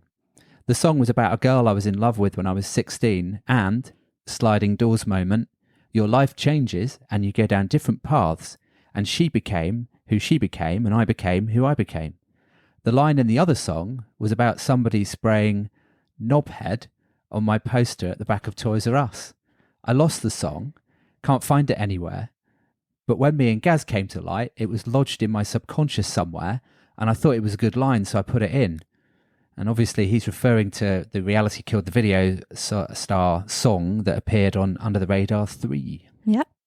Although Shame was released to promote In and Out of Consciousness, when Rob and Gary were interviewed, most of the questions were about the imminent release of Progress, which had been confirmed, but no one knew the title or release date or any further info at this point. Gary had to keep reminding Rob to keep his mouth shut on occasions in interviews, and all the interviewers would always ask Robbie because they knew that He'd spill the beans. Yeah. it was always Gary that would be like, no, can't talk about that. Robbie would say it, and then, can we say that? After he'd said it. Yeah. Brilliant. Robbie and Gary's first public performance in 15 years was the Help for Heroes concert at Twickenham on the 12th of September, which we'll come to later. They also performed on several TV shows like Strictly Come Dancing and the German pop stars Girls Forever. Gary included Shame on his 2014 tour, Since I Saw You Last, singing it as a solo. And they sung it together on Gary's Crooner sessions in 2020. There we go. Yeah. What do we think of Shame? Who'd like to go first? I find the video more memorable than the song. Oh, really? I like the sentiment behind the song, and I like what it symbolises between them. But I think the videos, because it's just for decades, Robbie Williams is gay was the thing in Google, wasn't it? It was the number one search in Google, and the fact that he completely takes the mick out of himself to this day is hilarious. And he says it's like Brokeback Mountain, but without the bit that happened in the tent. Yeah. That's his own description of that video. It was lovely to see them together. And I was at that Twickenham concert, so it was lovely to see them sing it together. But I think what excited me more was where that was leading, and the fact that then led to Progress. So the video was filmed in LA in February 2010, and it was directed by our favourite Vaughan Arnell. And Rob told Chris Moyles it was his favourite video. It makes me laugh, makes me cringe, pushes all the right buttons. That was Chris Moyles saying. No, it was Rob saying that. That was Rob saying Moyles, that. Right. Okay. I really like Shame as a song. I think it's, as a song itself, it's really catchy. It's nice to sing along to. But just, it was such a big build up, those two coming back together after the history, and it was also interesting, the hardcore Take That fans that hated it with a passion. Oh, the Gary fans that were losing their minds. So I loved it even more because of that, just the kind of like, yes, go on, Rob, go on, Gaz. Kind of the video, I thought it was really nicely done. Obviously, there's lots of birdie action in there. And I watched the making of the Shame video, and there was a little interesting fact that Robbie gave about the location. So one of the locations, they were at Chatsworth in California, which he said was the home of the porn industry. Oh. And Rob seemed to take great delight in telling that fact to Gaz Barlow. And then one other part where the video was made was also where MASH had been made, and Butch Cassidy. Cool. So some nice, interesting little snippets on the making of the Shame video. Yeah. Yeah. So for me, Shame I was just excited to see them back together, Robbie and Gary. Being a Take That fan, and Robbie was always my favourite, but I always loved Gary, and I saw Gary on all his solo tours when he left Take That, as well as Robbie. So I never liked the fact that they didn't get on, but it was just great to see them back together. And also I thought it was very clever as well to have this as the first single. Yes. Before Genius. Progress, because it meant that it got all of that Gary and Robbie discussion out of the way in interviews, so that when Take That got back together, it wasn't all Gary and Robbie, Yeah. and the others were ignored. Yeah. Because that's all the interviewers wanted to talk about. So it was clever to release that, I think. It cleared that hurdle, didn't it? And they were free to be not the boys in the band, but the men in the band, and Yes. that they were free to come together as a group again, as equals. Yeah. They weren't equals first time around, and I think Progress was the first chance where they all got an equal stake in that album, didn't they? They all had an equal songwriting stake and an equal They did, yeah. share of the spoil, so to speak. And it was super special. Yeah. So yeah, favourite lyrics from Shame. I could actually read the whole song probably. But, well, there's 3 versions of this story, yours and mine, and then the truth. Now we can put it down to circumstance, our childhood, then our youth. I wanted you to feel my pain, but it came back, returned to sender. I read your mind and tried to cool. My tears could fill the Albert Hall. It's just amazing. I just absolutely love the lyrics in this song. Yep. Yeah. And another particularly special one. I wrote a letter in my mind, but the words were so unkind about a man I can't remember. I don't recall the reasons why. I must have meant them at the time. It's so... You may as well finish the rest of the song. Go on. I know. Might as well just read all the lyrics. It's so honest, Yes. though, isn't it? Yeah. So very, very honest. And I think that every time I'm kind of, listening to the song, singing along to the song, it's just incredibly honest and kind of mature of them to do in such a way that they did it. And I think that's why I used to get quite annoyed with the people that didn't see it for what it was. Yeah. And that was a shame. It was a shame that people didn't see it for what it was. Yeah. It's genius. I mean, it was such a public apology and a public of a joining together that that we were both as guilty as each other. Neither of us listened. Neither of us put this right. What a shame. There's 15 years that's gone by that we haven't even probably spoken or had any kind of friendship. And they had the similar trajectories, didn't they? They both joined this boy band. They both had this stratospheric pop career, but for whatever reason, Gary was perceived as the one that was going to take off once Take That was no more, and then Robbie just snuck in behind him and absolutely aced it. And that must have been hard for both of them. That must have been very hard for both of them, because Gary was the chosen one, and he didn't have that. So, and Rob was inescapable. You couldn't get away from Rob. He was literally 30 feet high on the back of every bus and on the back of every Toys R Us. He was everywhere. So, as hard as it was for Rob, it must have been equally hard for Gary to see someone steal what he may have perceived as his rightful thunder. Yeah, and I think the song was waiting to be born. I mean, it took an hour to write it, and I mean they're both genius songwriters. We know that, but obviously the emotion and the feeling was just ready to pop out, and they wrote it, and out it came. I mean, I think it's just genius. That's the only way I can describe it. The one thing I would say is, just changing tact slightly here, is a very interesting use of horses' hooves, clip-clopping, clippity-clop, clippity-clop at the beginning. And it depends on what you listen to it on as to how well you can hear it. If you listen to it through headphones, you can really hear the clippity-clop, clippity-clop at the beginning. Yep. And the neighing at the beginning. There's a little bit of horse neighing. There's no visible horses on the video, so I wonder whether there was whether that was planned or whether it's just the Brokeback Mountain theme, cowboy theme coming in again. But obviously, we'll talk more about that in the video. But I love the harmonies. I just think that they are brilliant. I mean, there's some very complex harmonies. Beautiful melody. Gary does write beautiful harmony. And it's distinctive again from a Chambers melody. So yes, the Barlow harmony is a beautiful thing.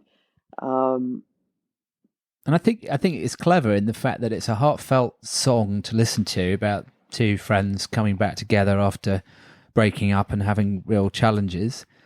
But also it's a feel-good song to listen to as well. That's clever to be able to achieve both emotions in the same song. And as you say, the musical arrangement, the melody is just amazing. And I love that line. You wouldn't necessarily think would work in a stadium, but it did. Yes, but it did.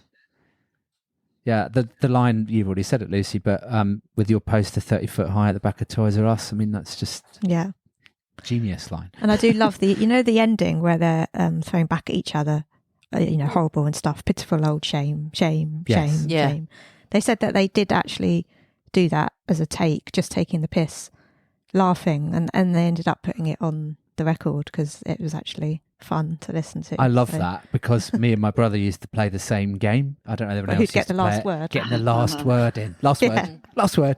And then you just it reminded me of that. Yeah.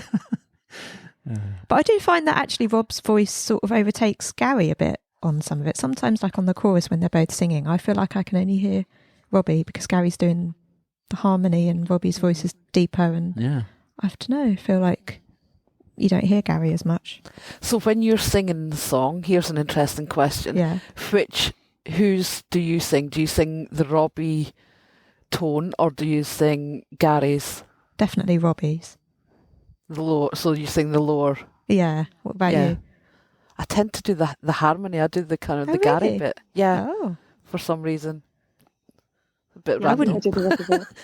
I don't think I could actually work out how to do the harmony I've bit. tried singing the high bit before. It's very difficult. I don't want to do it when anybody else is around.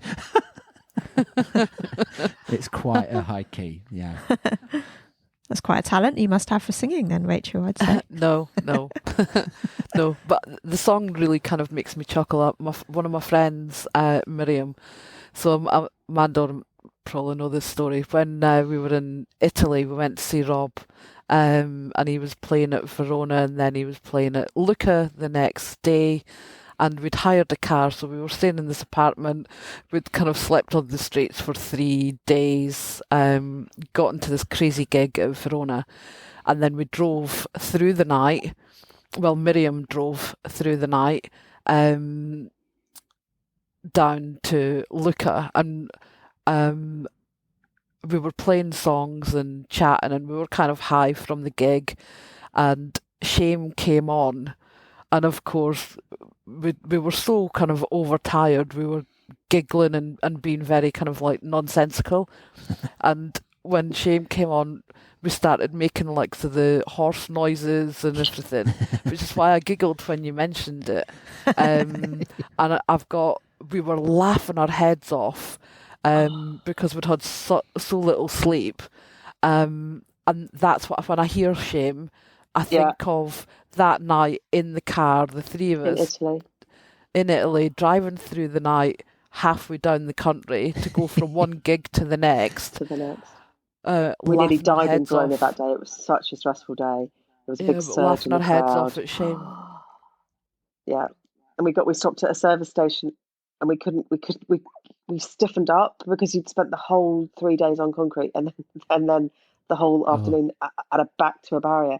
And we finally got comfortable in a car seat and we got to a service station. We couldn't walk. We couldn't get out. We were like old people that needed to go in the pool at Cocoon because we were like, trying to walk across this concourse because we were so physically done in. Yeah. Oh, I was going to say, what you should have had was some of those coconut shells. You know, at school we used to play the coconuts. You used to do the clippity-clop with the coconuts. We had a weird car that had 2 tanks. Anyway. And we were running on fumes by the time we got to that service station. I mean, we didn't know which tank to refill. And we didn't know what we were doing in the middle of the night in this service station in the middle of like rural Italy, and we'd driven past 4 or 5 service stations that were closed. We were like, oh my God, we're not going to have any petrol. We don't know where we're going. We don't speak Italian. And then we staggered across this concourse, and there was a party of school children getting off a bus at the time. Do you remember, Rachel? And they're like, what's with these old women? And we were like, oh. Oh, every part of us aching, walking across its concourse. To fill up on pizza for breakfast. We had pizza for breakfast every day. Oh, those were the days. Yeah. Oh, yeah. healthy. So should we talk a little bit more about the video? Yes. Yeah? I think it's one of my favourite Robbie videos. He does look ridiculously handsome. The shirt off. Yes. Looks ridiculously handsome. Yeah. And tanned and lovely. And yeah. And I think smouldering going on in the video. The smouldering at smouldering Gary works. is just so entertaining. Because also for them to actually get to a position where they're able to behave like that with each other, it just makes me love it all the more, after everything they've been through. Yes. Well, it's very real, isn't it? It's as real as Robbie in the laundrette or laundromat, where he's just staring into one of those machines. And I think mainly he's not contemplating his relationship with Gary, but more thinking, I've never used a washing machine or a dryer in my life. What have they put me in front of? What is this shop full of these weird machines? Know what a cucumber is, remember? Yeah. Well, this is it. Also, Robbie's buying a bag of groceries. I find that quite amusing as well. I mean, what he's got in that brown bag, I'm not sure. And then they're obviously in a bar where they're both on the dance floor smooching and smouldering at each other. So. Well, not smooching each other. Not smooching. No, they're smooching with other people, but they're still like exchanging glances. It's everything broke back bar the tent, isn't it? It's just... Yeah. Isn't it just... It's brilliant. Beautiful bromance in glorious Technicolor.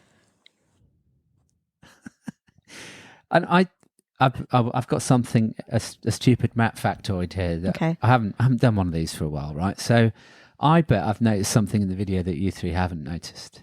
Maybe you have, so let me tell you. So there's a slight continuity error in the video. At about 1 minute 43, just in case anybody wants to have a look, Robbie sings, "I wrote a letter in my mind." There are 2 half-full glasses of water, I guess they're water, on the bar in front of them. And then at 1 minute 52, Gary sings, "I don't recall the reasons why." And Gary's glass has disappeared. And it's just Robbie's there. And then at 1 minute 57, Gary sings, "Is this the sound of sweet surrender?" And the glass is magically back in front of Gary again.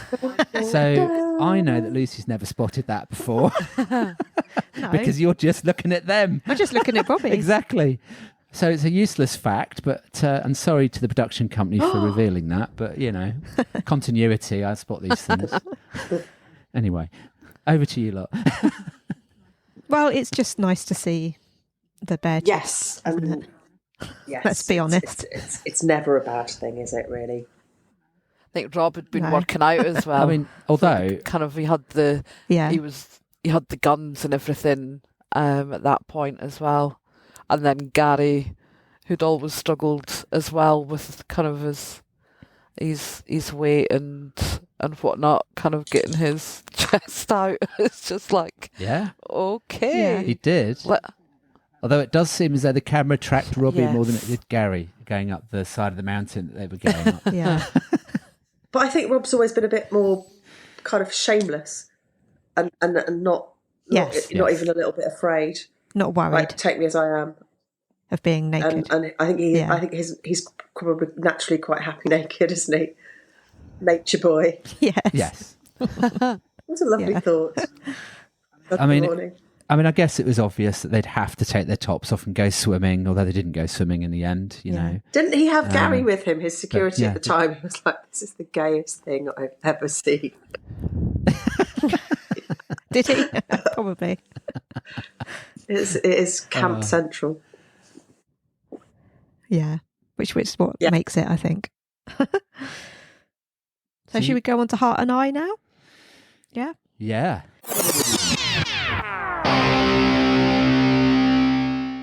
Hi, I'm Robbie Williams, and you're listening to Robbie Williams Rewind with the Champions. So written by Rob and Gary, produced by Trevor Horn. Gary explained, 2 days after writing Shame, Robbie and I were back at work, and this time we wrote an up-tempo, rock and roll of Heart and Eye. It was an instrumental piece of music that I already had. When I played it to Rob, he started singing this sublime melody, and within an hour he had already written all the words of that beautiful piece. I asked Robbie to record a lead track of the song with a makeshift mic in my laptop. When I got home a week later, I worked on it and sent it back to Robbie. He liked it a lot and he decided to put it on the greatest hits together with Shame. In a blog in July 2011, Rob said, "What does Heart and I mean? Well, literally those words are lifted from When Love Breaks Down. My love and we work well together.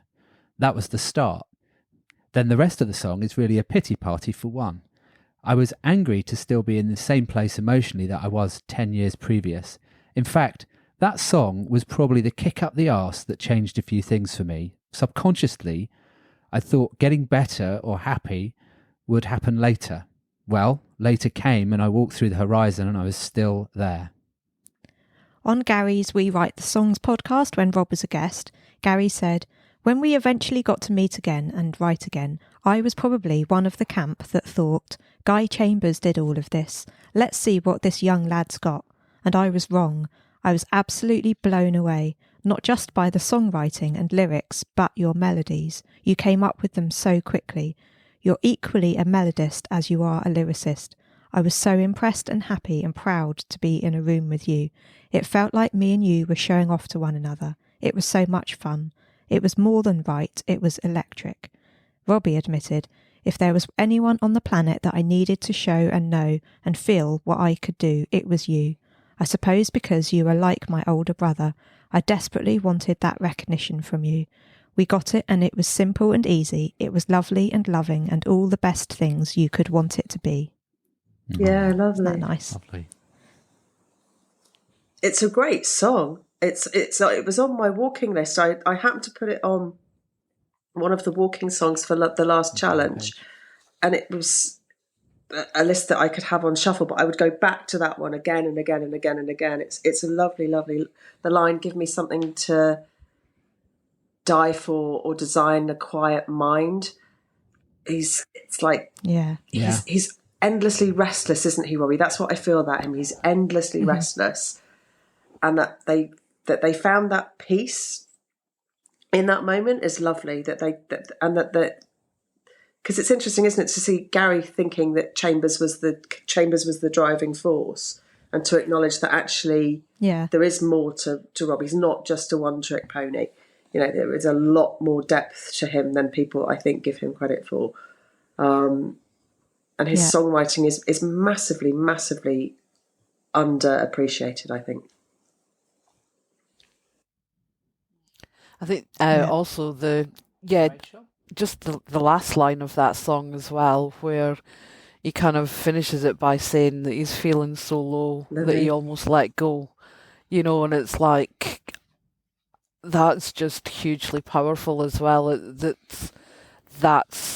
That's where it was, that's where he was, you know, and then it keeps going back to the design a quiet mind as well. But the song is very pre-progress, isn't it? You know, when you listen to it now, knowing what songs and albums have come since then, I think you can hear a lot of the Progress album in that song. Just the the melody and everything. It's a lovely precursor of what was to come, almost like a taster, isn't it, of what was going to come. And I don't think any of us had any idea of how amazing Progress was going to be. I know you don't necessarily want to talk about Progress, the album, but I saw a thing the other day about name your top 3 Take That albums, and I was like, Progress, because it's just so brilliant piece of work. And critically was their most acclaimed piece of work as well, which must have been incredibly satisfying for them, because there was a lot on the line for them to come back as the 5. You know, they sold more concert tickets than anybody else in history for that run, sold out more Wembley shows than anybody else. It was a monster huge album, and it was brilliant, just brilliant. Yeah. I still get goosebumps thinking about the flood. Yes, it's incredible. And I'm sure it meant a lot for Robbie to get that recognition from Gary as well. I mean, that comment about him Yes. being the real thing. It's big. It's just it's a really beautiful song. I noticed the word satellite.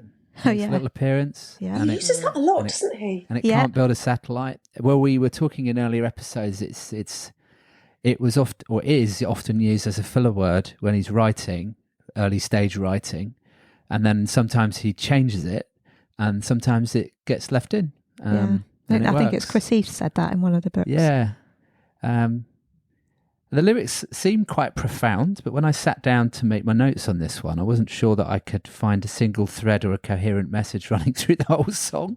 Maybe there is. And then I like the book. Lucy's going to tell me there is in a minute, of course.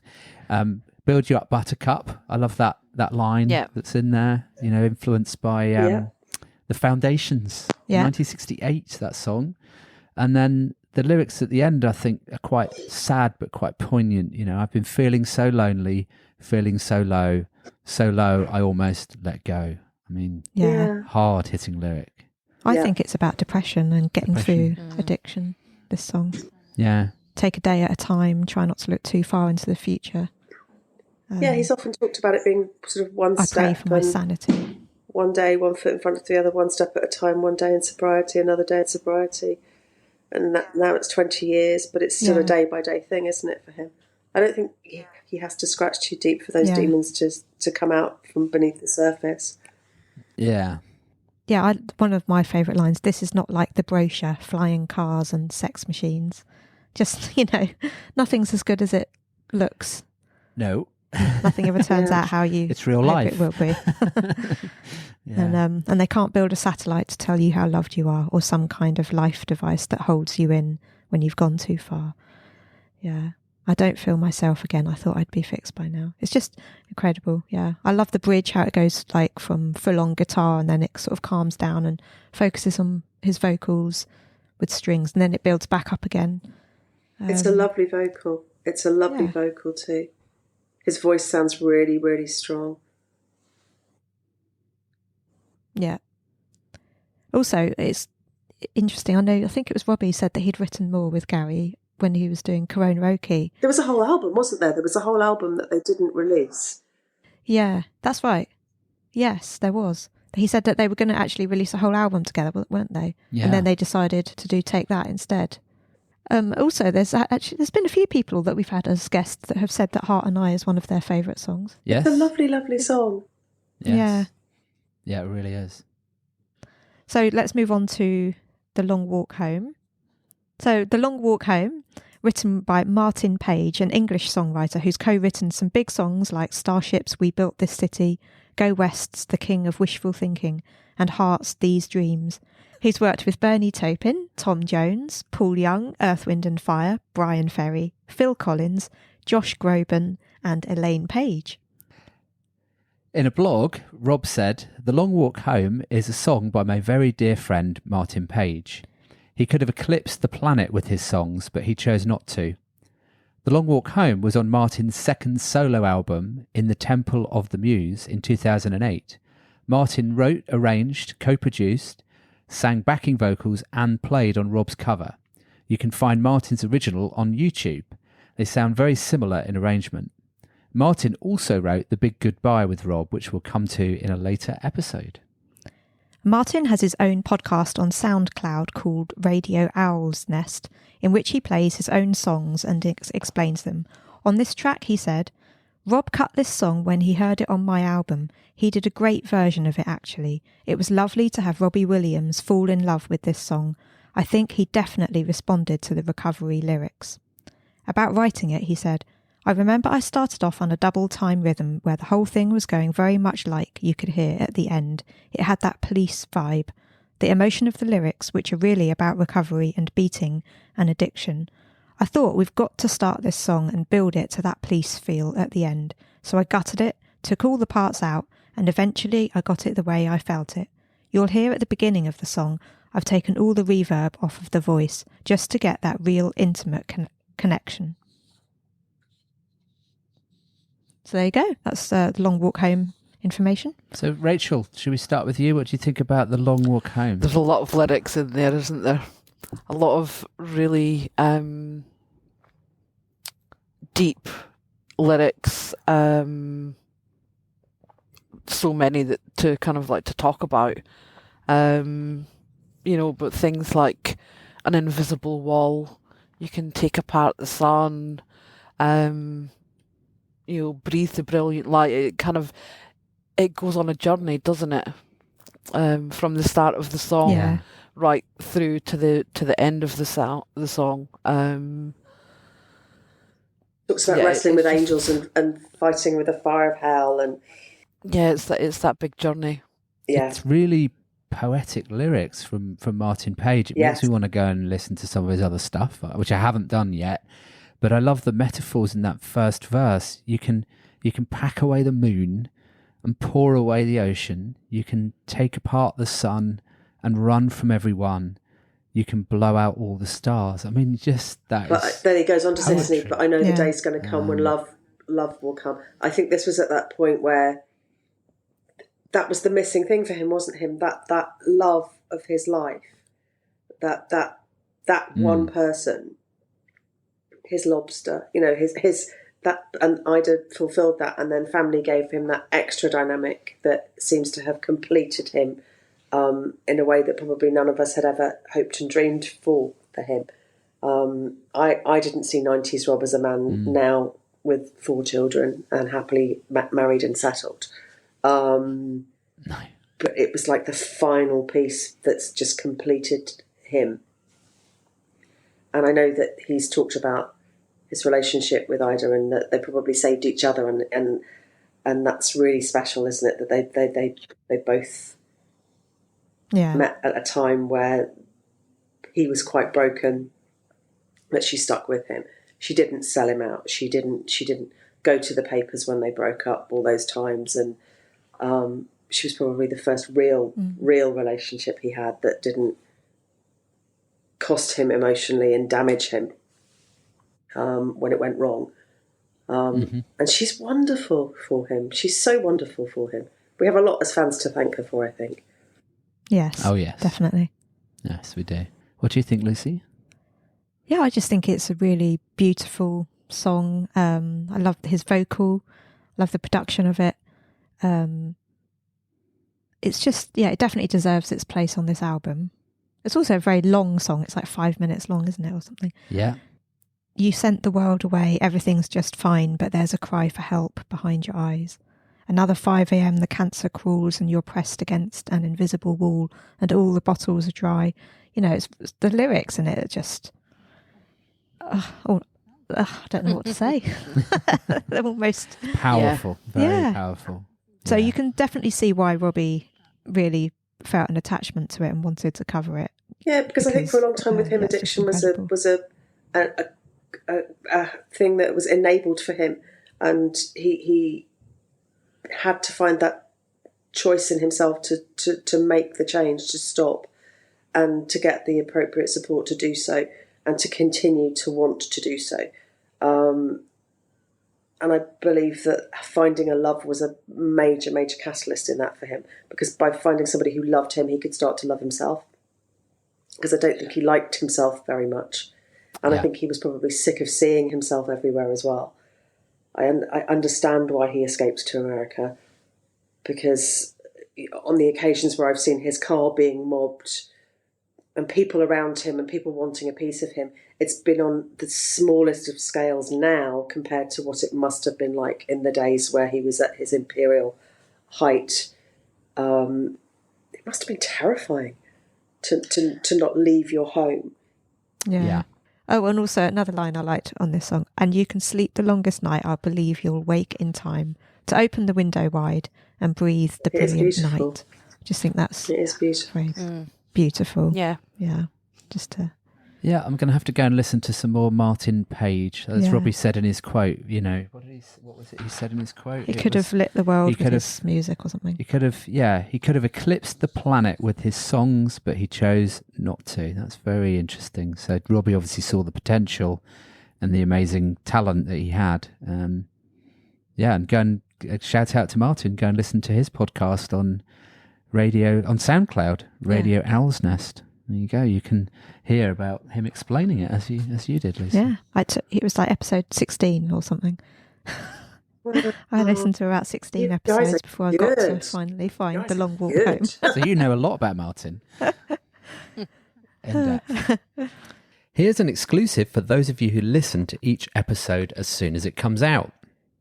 You're the first to hear that we're scheduled to interview Martin this weekend. We're going to be talking to him about The Long Walk Home, as well as The Big Goodbye, which he wrote with Rob, which later appeared on Ronan Keating's album 2020. So, as soon as we've recorded and edited it, we'll release it as a bonus episode. You heard it here first. Yeah, very exciting. And hopefully we'll have some more bonus episodes soon as well. We are in talks with a few more people who've worked with Robbie. We've got a couple in the diary, which hopefully are going to happen, because obviously dealing with people in the music industry, they're very busy and things can change. But yeah, hopefully we'll have more for you, so stay tuned for those. Yeah, exciting. Special guests. It's not Robbie, by the way. Maybe one day. Yeah. You never know. When he's retired or something, he might want to come on a podcast. So should we talk about dogs and birds? Yeah. Okay, this was written by the three brothers, Calvin, Danny and Richard, and this was only on the digital copy. Yeah. That's it for our extensive research on dogs and birds. So I think that's why I've got two copies of this album, and it's I've got the hard copy with the ultimate slipcase thing, and then I had to buy a digital copy as well in order to get those songs. So I bet there's other fans out there who've got more than one version because of all that. the versions. Yeah. So do you want to kick off on Dogs and Birds then? Yeah. I feel like it's a song about men versus women. Basically, men are from Mars and women are from Venus, and it's like a metaphor. The bird is women, and the dog is men. The writing that there's on the wall is illegible. The wrong answer etched on my brain. Venus and Mars are now further apart than they've ever been. We better face it, we're just not the same. Speaking in tongues, we don't know what's been said till morning comes. You'd better worry, there's a storm coming soon. I just think it's a really nice way to sort of imagine I literally picture them in my head of a bird in a cage, sat on a swinging on a thing. Yeah, swinging on a thing. Do you think there must be a name for it? It must be a perch, isn't it? A perch. Or a swing. Yeah. I don't know. Perch. Swinging on a thing. But a thing rhymed. Yeah. Quite whimsical, isn't it? It's quite a bouncy melody, and it's. And I could just it is. Sort of, I suppose it's sort of sexual politics of. But it doesn't the bird say that you don't know what's coming next? There's gonna be a revolution. Like, watch out, boys. I might just be sitting here singing and swinging on my perch quietly, but you don't know the half of it. That's what I take from it. Yes. Yeah, I think it's really I wondered clever. if a little bit of it kind of just reflects when people expect him to always just sing his greatest hits. You know, he goes to a concert, he can't ever go up without bringing out the hit. You know, even in America, it's like, it's the here comes the hit, here's the big one, this is the one you know. And, you know, then you hear Angels. And he's saying, you know, the dog saying to the bird, do you sing the same song every day of your life? And I wonder, you know, I think sometimes it's a little bit like that for him. And he just kind of sits on his swing and he swings, and, you know, it's about that. I think the other thing that I noticed just with that song is the lyric about speaking in tongues, and I thought, oh, of course, speaking in tongues. Yes, but yes, I think the chorus of that.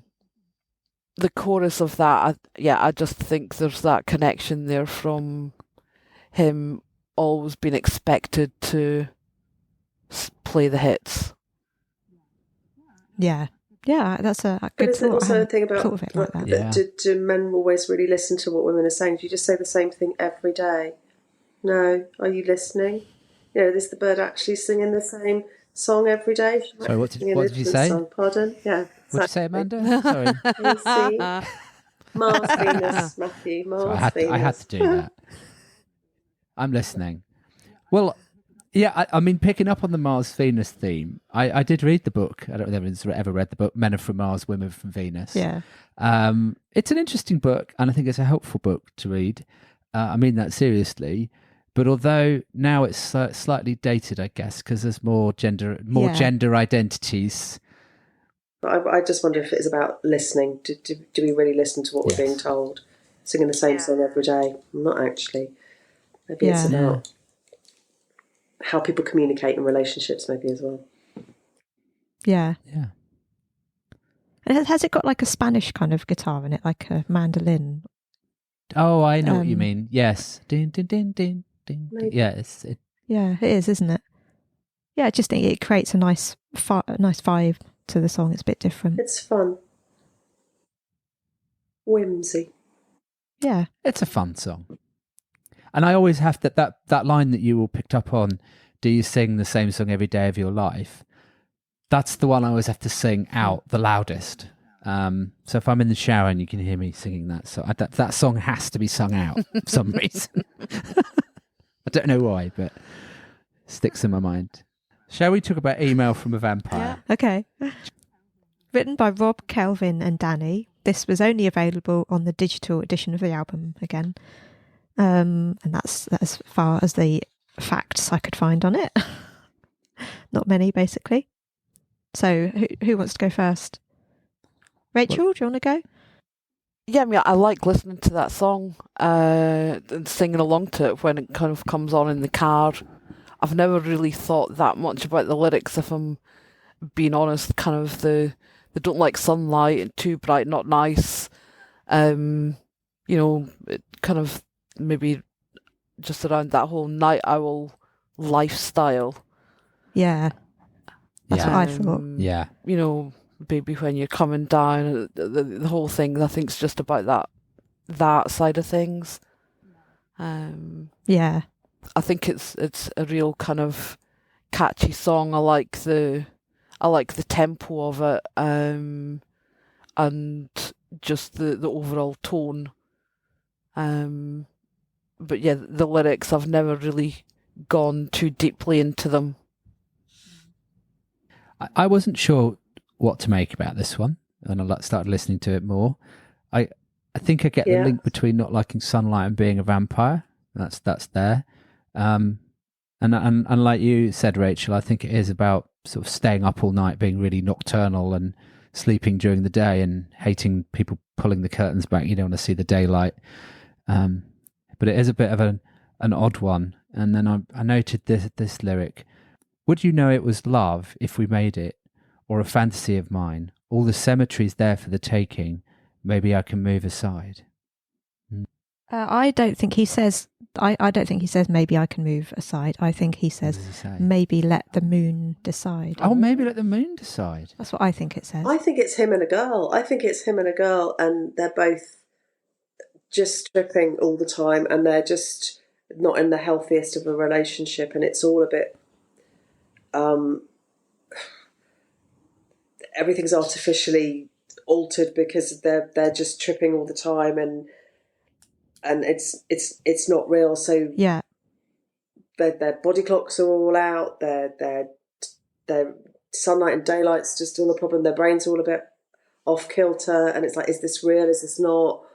What's going on? Yeah. And I just imagine that any relationships he had at the point where he was at the height of his problems were problematic from that regard. What's real? What's not? What's genuine? What's not?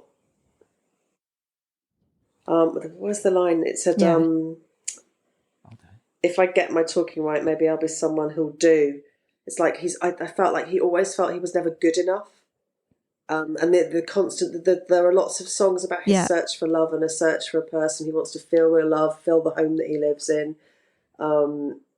His heart doesn't lie, but everything's toxic in this town. It was like he was this weird dichotomy of somebody who desperately wanted to love but couldn't trust in the love because he didn't like himself, because he didn't believe in himself, but then there's this huge stage persona that comes out that's this Mr. Bravado that seems to completely contradict the Rob that we know of.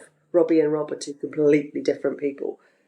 Why don't you sleep with yourself and entertain yourself? That's got kind of sexed up vibes for me. Like, just go away. I just really like the song. I think I like the up-tempo vibe and the chorus especially, and I like his deep husky vocal on it. I do love when he's got a lower register. He's got a good voice. Sound, and it seems to have got lower the older he's got. Yeah. Which is maybe why he won't sing Phoenix anymore. But he still needs to do it. I have a theory that he can, though. Yes. I think it's confidence. Maybe he doesn't sing in that key and that register a lot, so he's not so sure about doing it. But I have a gut feeling he can. What's the But maybe we'll hear Signals Phoenix was one one day. that was a really fast tripping and mixed quite signals, high pitch to it, wasn't it? High. And he did a really good job of that when he did it. And he did do a good job of it, didn't he, when he sang it? Yeah. At the Troxy. Yeah. And at the Brits as well. That was the only couple of times that he did it, I think. Yeah, very good. But it was really fun. Yeah. I was just going to say, I like how they've put like a sort of almost an echo or something on his voice, and it makes it feel quite vampire-ish. I don't know why. It reminds me of the Lost Boys and the Doors song. They had that sort of effect on their vocal, I think, on that song. What's that song called? Can't remember. Yeah. People Are Strange. When You're Strange. Yeah, that one. Yeah. So, yeah, I just think it's the production of it's very good on this one. It suits the title of the song being about vampires. But he never actually says vampire in the song, I don't think, does he? No, he doesn't. Which is why you have to sort of infer that it's not actually about vampires. And why is it an email? Yeah, why is it an email? I mean, it's a good title for a song, though. That was what we was doing on them interwebs back in the day. There'll be a Zoom song, won't there? Spending all night emailing and blogging. Yes. Well, we've got a comments section song. There'll be a Teams and a Zoom song somewhere. The comments section.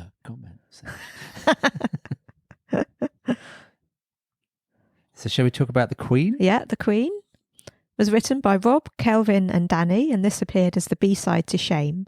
Rob confirmed in a blog that this is about Queen Elizabeth II. Do you want to go first, Matt? Well, I mean, what a song. I love the opening of this with the bouncing guitars and the ooh-oohs. It's one of those jolly sort of good fun tracks. Classic Robbie opening in the first verse. I dig you, baby, but I don't shoot. 7 pheasants in the boot for the Queen. And then the other line, it's only bowing when you're 5'3". I think pleasantries are really key with the Queen. We love our Queen. The Queen. It's bouncy and fun. There's some uniquely British references in there that people wouldn't necessarily get if the pheasant shooting and something about the peaky hat or something, wasn't it? What's it called? It's naughty. She says she looked good in her bearskin cap. Bearskin cap. Oh, bearskin cap. That's what I was trying to think of. It's the Lizzie Wizzy, can I be your bloke line that's my favourite line out of the whole song. Lizzie Wizzy, can I be your bloke? But brave to stick it on the back of Shame when Gary was tasked with the Jubilee concert. Which came later, didn't it? Because that was 2012, But surprising that Robbie was even allowed to perform at that concert. I know. I was thinking the same. Song like thinking the same thing. This was B-side to Shame. Goodness me. I mean, it goes back to the old Rob. This, doesn't it? Yeah, 90s Rob. We don't have as many fun discussions about lyrics. We still do because he's got lovely lyrics and fun lyrics, but the old school lyrics were very tongue in cheek, and this feels as though it harks back to that. So I wonder when it was actually written. You're making love in a motorcade. Yes, it is. The Duke. No, Robbie. Don't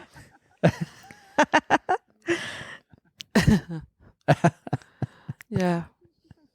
And didn't she say something like, you're cute, I love you, but you're cute or something? Like, can you imagine the Queen actually having said, "You're cute"?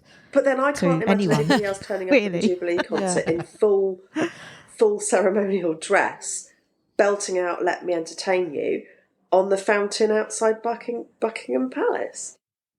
You know, with the full kind of with the Coldstream Guards or whatever behind. Yeah.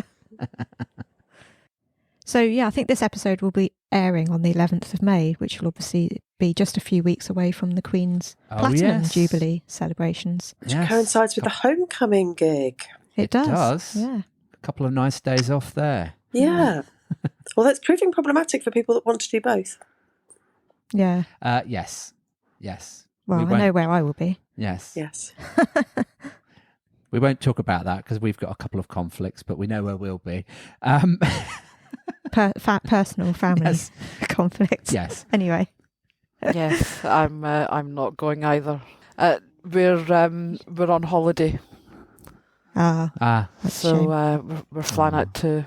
We've rebooked our holiday about 5 or 6 times, so we'll be in Mexico. Well, you'll be enjoying yourselves, I'm sure. Yes. So should we go on to talk about Helping Haiti? Everybody Helping Hurts. Haiti, yeah.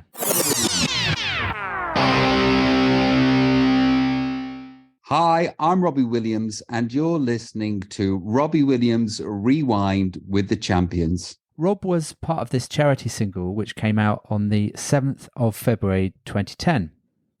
Then Prime Minister Gordon Brown called Simon Cowell to ask him to arrange a charity single to support Haiti after an earthquake on the 12th of January killed 200,000 people. Simon chose the song, and it was recorded in New York, London and LA. The performers, in order of appearance, were Leona Lewis, Rod Stewart, Mariah Carey, Cheryl Cole, Mika, Michael Bublé, Joe McElderry, Miley Cyrus, James Blunt, Gary and Mark, John Bon Jovi, James Morrison, Alexandra Burke, Susan Boyle, Aston Marigold and Marvin Humes, Shane Phelan and Mark Feehily of Westlife, Kylie, Rob, Kian Egan and Nikki Byrne. The proceeds were split between the Sun's Helping Haiti Fund and the Disasters Emergency Committee. The government waived the VAT, and REM, who wrote the song in 1992, waived the royalties. REM's Peter Buck said, "The reason the lyrics are so atypically straightforward is because it was aimed at teenagers. It was mainly written by their drummer Bill Berry, but as with all their songs, the credits were shared by the whole band. It was recently voted saddest song ever in a poll by earplugs brand Earx. Nothing compares to You Came Second. The original song hit number 29 in the US and number 7 in the UK." This cover was number 1 in the UK for 2 weeks and sold 453,000 copies in the first week, 600,000 in total, going platinum and becoming the 11th best-selling song of 2010. It was also number 1 in Ireland and Belgium, number 5 in the Netherlands, 14 in Italy, 16 in Germany and Switzerland, 17 in New Zealand, 21 in Sweden, 23 in Austria, and 28 in Australia. The remarkable thing about this song was it was the first public collaboration on a track of Rob with any member of Take That since 1995. However, they didn't actually record their vocals together. And the video included everyone except John Bon Jovi and didn't come out until after it had already been number 1. It was directed by Joseph Kahn, who went on to do Candy for Rob and All the Lovers for Kylie. The video is black and white with videos of the aftermath of the earthquake, interspersed with black and white studio clips of the singers against a plain black background. Jason Orange was actually included in the video for the chorus too, but not Howard. Rob and Kylie were shown next to each other at one point, but probably didn't actually record their video slot together. They were just sort of made to look like they were together. Yeah. So there we go. What do we think of this song? Well, I'll start. I really like REM's music and used to listen to it a lot back in the day. Still listen to it occasionally, but I thought it was a superb song choice to help out with the devastation and destruction in Haiti. And it's great that Rob gets to sing the beginning of the final verse and Everybody Hurts Sometimes.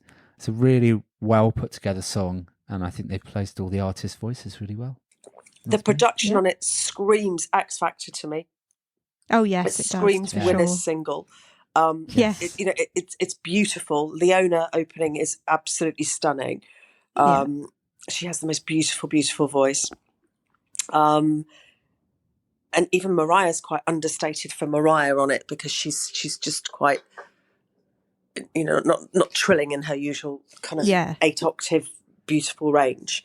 Rob gets 3 lines more than anybody else. Yeah. And his, it's like you're waiting for him, because he's coming, and I feel his lines are really powerful at the end. But it's a real mixed bag of people on there. Susan Boyle, Joe McElderry. Yeah. Where's he now? X Factor. A lot of Simon Cowell's contact book, I think. Isn't it literally like BMG went down the roster, picked out everybody that was X Factor material, and threw in some megastars as well. You've got Bon Jovi, Mariah, Rob, Kylie. Yeah. I like that they put Robbie and Kylie next to each other. Yeah. She looks gorgeous. She always does. Yeah, it's a lovely song. Just it's a really classic song. I think it was put together really well. There's loads of his mates on that as well. Kind of Rod Stewart, Gary Barlow, Mark, Bublé, Kylie. It's a comfortable lineup for him. Yeah. You've got Joe McElderry and you've got Mariah Carey, so that is kind of random. But when you take out that, there's loads of his people that's in that. So it's like the changing of the guard almost as well, isn't it? Like the old crowd and the new. Yeah, because Leona was very much dominating the charts at that time. Cheryl was in her ascendancy at that time. X Factor was everything at that time. Yeah. It dominated the Christmas run-up, didn't it? Everybody, if they've got the Christmas #1, it was the biggest show on telly at the time. So it made sense that it was those people that did that song, because it was going to have the broadest appeal. And it's a really interesting take to hear a woman sing that song, because it's always been Michael Stipe's vocal that's so hauntingly beautiful on it, the original. So to hear Leona opening it is, well, I just love her voice. I think she has an incredible voice. She does. Breathtaking. And that's the word for it. Yeah. Okay. Shall we move on to 3 Lions 2010, the squad? So in 1996, the FA, that's the Football Association, asked Ian Brodie from the Lightning Seeds to compose a song for the Euros football tournament. He wrote the music, then asked Frank Skinner and David Baddiel to write the lyrics. It went to #1. It had become such a football anthem, they decided to record a new version for the 2010 FIFA World Cup. Frank, David and Ian were joined by Robbie and Russell Brand under the name The Squad. It included vocals from the ACM Gospel Choir, a soprano, Olivia Safe, and commentator John Motson. It was produced by Trevor Horn. Rob said, "I've always been approached to write football songs but have always declined, as I thought 3 Lions could never be beaten. So I'm really happy to be part of this record. I am counting down the days until the start of the World Cup." Rob recorded his vocal at Trevor's Bel Air home studio and told biographer Chris Heath, "I think I may have ballsed it up in a way. The song's chosen key was too low for him to be able to sing the song in the spirit it required. He said that there was nothing to grasp onto, so they changed the key so that he could sing the song as he felt he should. But this may have created its own problem, as Rob explained. Everybody else that's done a vocal on it hasn't sung it in that key, so it's either me singing the whole thing or whoever else was singing on it needs to come and redo their vocals." I remember him saying that. Naughty Rob, changing it for everyone. They must have really wanted him on the song then. So 3 Lions then. You going first this time, Liz? Yeah, I can. Well, basically, I'm not a football fan, and this song kind of drives me mad every time there's a football tournament and everyone's singing it. Having grown up with 3 brothers, my dad, 7 uncles and countless cousins obsessed with football is all I hear about. And so I purposely trying to turn away from football. So so it's not one of my favourites, although I can appreciate that it is an actual very good song in the way that it brings everyone together. Yes. I can appreciate that. So yes. Yeah, that's all I need to say, I think, on the matter. I don't get why they had to reinvent the wheel. And I don't get why that all those years of her, no, it was 30 years of her, and it's now 40 or 50, however many years of her. It's like they've changed that lyric. I didn't like the soprano bit in it. I thought it was fussy. It's a football chanting song. It's not. Yeah. I don't know. It like when Jessica Simpson recorded Angels. It didn't need to happen. It didn't need to happen. No. And that's how I feel about this one. It just like it didn't need to happen. And I would love Rob to have done his own football song. And I'm sure he has been approached millions of times because it's a natural fit, isn't it? He loves football. He's got the soccer aid thing. It's a big part of who he is. But it just felt superfluous for me. No. And Rachel, what do you think? Yeah, pretty much the same. Also, I'm Scottish, so I'm not officially meant to like this song. Of course. I can't help but like the original because, it is catchy and you sing along with it. Yeah. I just don't do that in front of my dad. No. But yeah. But no. It didn't need I to don't be ever done. hear this one played. I don't ever hear this one played. Never. It's always the original that gets it's true. played back. And I'm similar to Lucy, and many listeners to the show will know that I'm not a football fan, so it's a bit odd for me to even critique it. But I'd love England to win the World Cup at some point in my lifetime. Of course I would. But it is one of those songs, you do hear the old version a lot, and I think maybe our foreign listeners won't have heard it a lot. But everybody in the UK knows all the words. Yeah. It doesn't matter whether you are a football fan or not. We have been brainwashed with this song for years, for all of our lives. Yeah. It doesn't probably annoy me to the point that you lot are talking about. I mean, if it comes on, it's like, oh yeah, it's that song. There are certainly more annoying football songs to listen to, but yeah, as it goes, I think just leave it with the original. I agree with you, Amanda. Well, we've got the World Cup later this year, don't we? So maybe Rob could do a new football theme for that. Yeah. Yeah, a decent football song. Yeah. But not a cover. It is. It's not a bad song. It's just the whole furore around it annoys me. No. So let's get off of that negative subject and onto the wanted. Let's Get Ugly. Okay. So, written by Rob, Guy, Ennio Morricone and Paul Lennon, and produced by Guy and Richard Flack, Chris Heath revealed that Rob wrote this under a pseudonym, McStagger, probably a reappearance of Tipsy McStagger, an alter ego from The Simpsons he'd used before. This seems to be the only song Paul Lennon is credited with, and I'm not sure who he is. Ennio Morricone is an Italian composer who wrote more than 400 film and TV scores, including The Good, the Bad and the Ugly, which this song is based on a sample of. This song signalled a secret return to Rob and Guy writing together again. Rob and Guy gave this to the boy band The Wanted, where it appeared on their debut album, as Rob didn't feel very enthusiastic about it. It was originally going to be on their first single, but All Time Low was picked instead. The album reached number 4 in the UK, and they even achieved success in the US, where this album charted at number 7 on the Billboard chart. As I'm sure most of you know, The Wanted recently reunited to do a 12-date UK tour after Tom Parker was diagnosed with an inoperable brain cancer in 2020. This song wasn't included in the set list. Incredibly, Tom did join his bandmates on stage, sat on a throne for the encore at quite a few dates.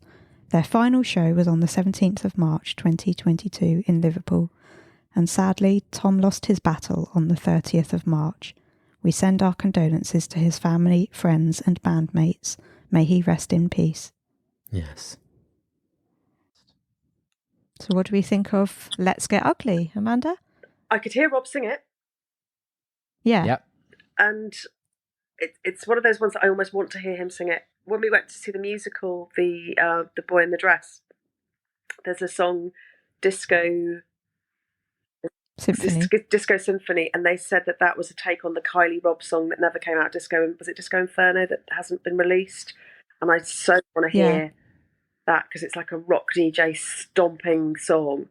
and classic Williams chambers. I'd love to hear Rob's take on it. Because it reminded me of a sort of Take the Crown era song. Yeah. But I like how they credited Ennio Morricone in the actual lyrics as well, with this Morricone music. I thought that was clever. It's a clever song, and it's a catchy song, and I could see why they would want to gift it to a young and upcoming boy band. So it's interesting to sort of have that baton handed on down another generation to the next incarnation of boy bands. But I think with anything, I want to hear Rob sing his songs. I don't want to hear other people sing them. Yeah. I wonder whether the Wanted fans even knew or still know that Rob was Mick Stagger. I doubt it. Yeah. Maybe some of the very hardcore fans who look into detail like we do. Yeah. might have discovered it, but in general, probably not. Yeah, perhaps. Yeah. Perhaps. Rachel? Yeah, I mean, you just look at the lyrics and it's just got Rob all over it, really. Yeah. Just absolutely everything. You know that it's him. And there's also, now she's a gentle mental. Who else talks about the mentals? There's only him. There's only him. And he differentiates between the gentles and the mentals as well. He knows who the gentles are. So the kind of the gentle mental things, like, that's the big giveaway. If he was wanting to kind of let the hardcore fans know who'd written that, they would know just from that one lyric. But yeah, just everything, kind of like the angel or the devil, kind of like at the start of around the chorus and everything. But no, that's the lyric that stands out for me. Is just the gentle mental. Yeah, really. I love the sample of the good, the bad, and the ugly, which was a 1966 spaghetti western film with Clint Eastwood. I think it's a good start to a song. I don't know whether Robbie or Guy had anything to do with it, but and they even managed to get the film title into the song lyrics, which I think is really clever, because they're so good, I'm so bad, so let's get ugly. I think that's just clever homage to the film. You know, it's a rich song, and that's all I have to say. I think it's kind of about a man considering sleeping with a woman who's got a boyfriend. I think that's what I take it to be about. But aren't all those boy bands about getting with a girl that you're not supposed to be with? Yeah. Yeah. There's a bit of a theme of that, isn't there? And that's why we love the lovable rogue, because he might take us away from our boyfriends. That's it's a tried and tested formula that's worked for girls with posters on their rooms all along. Right, so I think that's Let's Get Ugly. So I think we've covered all the songs now. There's not many in today's episode. Let's move on to A Concert for Heroes. Yeah, Rob took part in this charity concert on the 12th of September 2010 at Twickenham Stadium in front of 60,000 troops and fans. 2 hours of it aired live on BBC One, and proceeds went to the Help for Heroes charity, which raises funds for wounded service personnel and their families. Other guests included Alicia Dixon, Alexandra Burke, Enrique Iglesias, Catherine Jenkins, Pixie Lott, Plan B, The Saturdays, The Wanted, Tom Jones and James Blunt. Rob sung Let Me Entertain You, Come Undone, Feel and Angels. It also marked his first public appearance with Gary Barlow since 1995. Rob announced Gary to the stage by saying, "It's been 15 years in the making. My wife calls him my boyfriend. I call him my captain. To you, Mr. Gary Barlow." So, Amanda, I believe you were actually at that concert. Tell us about that. So, Concert for Heroes. Originally, I wasn't going. There was some stuff going on in our kind of home life at the time. Wasn't in a great place, if I'm honest, and I'd completely missed the whole thing. I knew it was coming, but I hadn't really looked at who was playing and what was going on.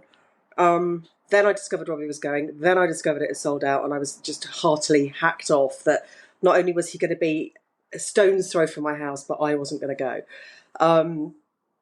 Husband at the time worked for Barclays, and he, unbeknown to me, did a really rather lovely thing. So on the night of the concert, he was like, "Should we go for a walk?" And I'm like, "Oh, okay."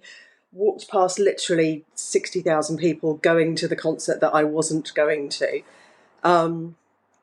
We kept walking towards the stadium. I'm like, do you really want to live to see tomorrow? Are you winding me up for a reason? And when we got there, one of my best friends was there with her husband, and he'd got tickets for all of us through the company to go. So we had a really, really boozy afternoon in the box, absolutely hammered. Really good concert, really good show. My lasting memories are Peter Kay taking the mick with the panpipes, because he did a panpipes version of Angels. Oh, yeah. Which always makes me laugh, because my father-in-law had panpipes music in his car. He had a CD of panpipes music that they picked up. They picked it up somewhere on a Spanish holiday. Oh my God. And thought it was exotic. And they had this.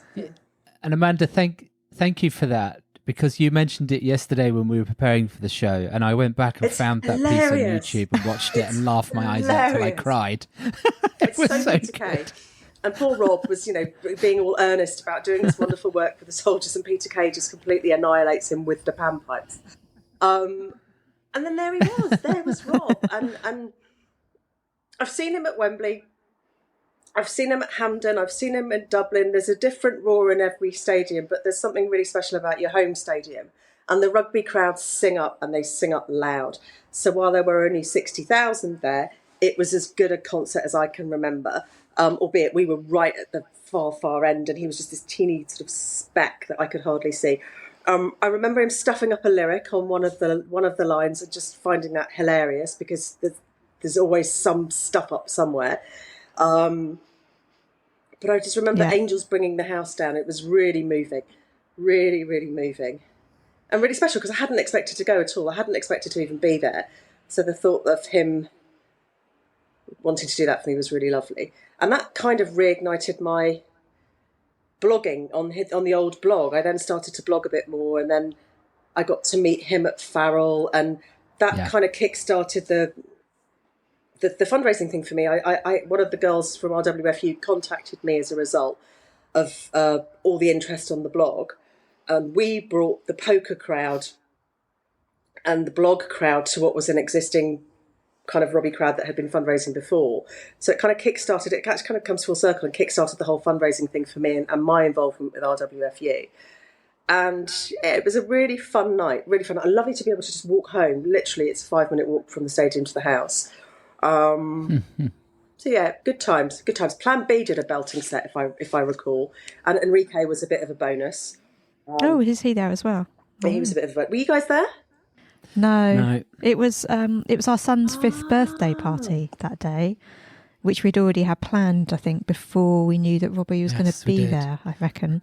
Yeah, we did. And I can remember having the conversation with Matt about, well, maybe if we have the party and then if I left at like 5 o'clock, because we're only about 40 minutes from Twickenham, I could actually probably still go to the concert. But in the end, I didn't. I put family first, and I just stayed at home. It was televised though, wasn't it? So it was. So I watched it on telly, yeah. But I remember our Skybox crashed. Oh no. During the concert, and I was fuming. I've been holding off getting my Skybox upgraded, because I've got a whole stack of concerts saved on there that I know I'm going to lose the second I upgrade the box. So we're still dialing into the most awful, antiquated. And he's like, "Get me a queue," and I'm like, "Oh, my concerts will disappear. I'm going to have to find someone that can be clever and download them all." No, it was good fun. It was a really good-natured crowd. And loud. I just remember people being loud. A lot of locals were able to get tickets, because there's a ballot usually for local people to get tickets. And obviously with a heavy service crowd, that they always bring their voices. Yeah.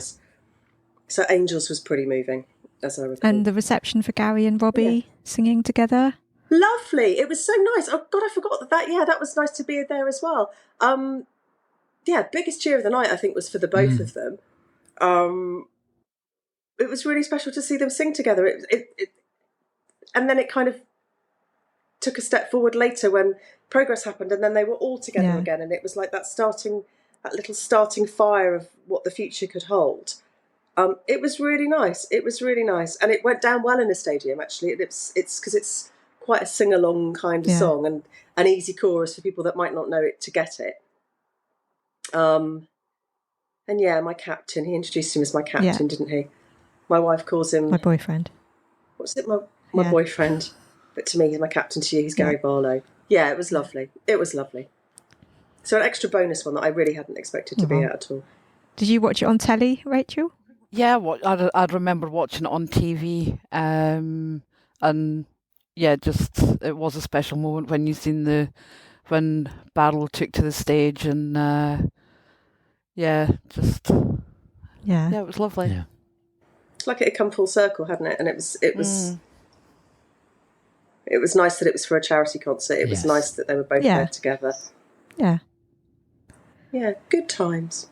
Good times. Yeah, so then also we've just got the little new You Know Me book that we could just mention because that came out around that time as well. Mm-hmm. Mm-hmm. You Know Me was a photo book annotated by Chris Heath with quotes from Robbie describing each photo.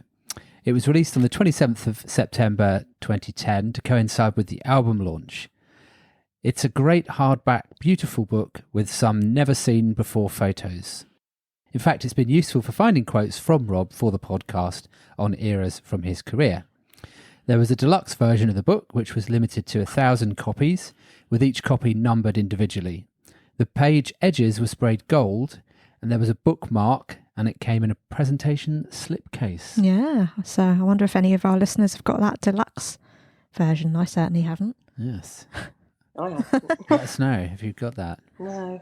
Rob said, "We got thousands of images of me, and I sat with Chris Heath. We had a recorder recording my words, and we went through each image, and I spoke my words that are in my head onto this tape, and then he took the tape and took my musings and my observations and my memories and added his own inevitable twist on top of them, which quite frankly are better than my musings, are more intelligent and articulate than I could possibly offer up. Therefore, it's not a bad book. Pictures of me, in fact. It's a very good book. What am I saying?" And there are some lovely pictures of him in it, I must say. There's one that's got a FanFest connection. Right. Which is Oh, yes. that one. Oh, yeah. The one of Robbie, his first photo taken, wasn't it? When he was... Yeah, we had the photographer came to the very first FanFest and gave us limited edition prints that had never been... sizes that had never been made before to auction off. And he told the story of how he met Rob and his dad. He had been the photographer for the holiday camp that Pete was working at. And Chris Norton tells an interesting story about the day on the beach with the then pop star. But those images raised a lot of money actually for us in the very first auction. It's interesting. It's all about the eyes for me with him. So many of these photographs in here. So has Rachel just lifted up the 1,000? One of the 1,000. One in 1,000 wow, copies. Let's have a look. Fancy, Oh, and it's So bigger, isn't it? This is great viewing for the It's podcast bigger. listeners. Yeah. We're now showing each other things on our cameras. Yes. And Rachel has just pulled out the limited edition. Wow, with the gold version. trim, Gold the edges. gold leaf edge. Yeah, number 2 Oh. to 1 of 1,000. Very nice. Wow, what a gem. Yes. So it's bigger as well, which is the nice thing. And you get all those lovely pictures. Yeah. Oh, Look that's at that. very nice. Yes. There's some lovely photos in here. Nebworth, the greatest hit shoot. Yeah. One of him with his arse out. Of course. Of course. It's always nice to see that. Of course. He's had some really iconic looks over the time, Yeah. hasn't he? It'd be nice to have a new Lots one, of wouldn't it? Because it's been chat 12 years since that came out. Must be some great images we could have. It's interesting to see his body as the progression of tattoos has gone along as well. Yeah. Because there's plenty where there's no birdies and then, oh, hello, there they are. Well, this year, I'm sure that there are lots of plans for Well, I hope so. lots of things. Although by the time this episode actually airs in May, maybe Things might be will have happening, happened. yeah. But if they're not, Robbie, management team, pull your finger out. Tell us what's going on. We want to know. The fans need to know. Well, Yeah. he's 30 years in the business already, isn't he? Yes. You count the years with Take That. Yeah. He's 30 years in the business already. Yeah. He's over 25 years as a solo artist, but they seem to be counting that from when the album came out rather than the single, Yeah. which seems pandemic convenient. Because Freedom came out before. Yeah. Yes. before. In 96. 96. So yeah, it's well over. But I guess they're counting 97 to get it to a nice round 25. Well, also it's his own songs then that he's written himself. Yeah. Never let the truth get in the way of a good idea. Come on. No, of course. I think is that the saying? A good story. Good story, that's Good story. it. Right. Okay. So I think we've come basically to the end. We now need to choose our favourite song.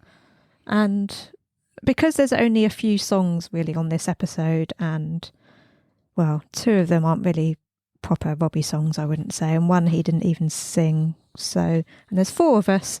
So we have said to Amanda and Rachel that if they'd like to pick a song from anything or from in and out of consciousness that isn't already on the playlist, then that's fine. So special rules apply for this episode. No. Yes. Yes. Well, I'm torn between 2. I love Heart and I think it's absolutely beautiful, and I love that it cemented the writing relationship with Gary and what that journey towards shame and progress and everything meant. I think it's absolutely gorgeous. But if I've got my FanFest head on, then I love Morning Sun, because that was a charity single that the children benefited from through Rob's Give It Some Foundation that is now run by Comic Relief. So I would be torn between the 2. Okay. So what does that mean? Which Okay. Charity Head says Morning Sun because the video is also beautiful. Yeah. But I really do love Heart and I don't know. I can't choose. It's so hard to choose just one. Yeah. But if it's relating specifically to this podcast, okay, Heart and I. Okay. Got it. Heart and I. All right.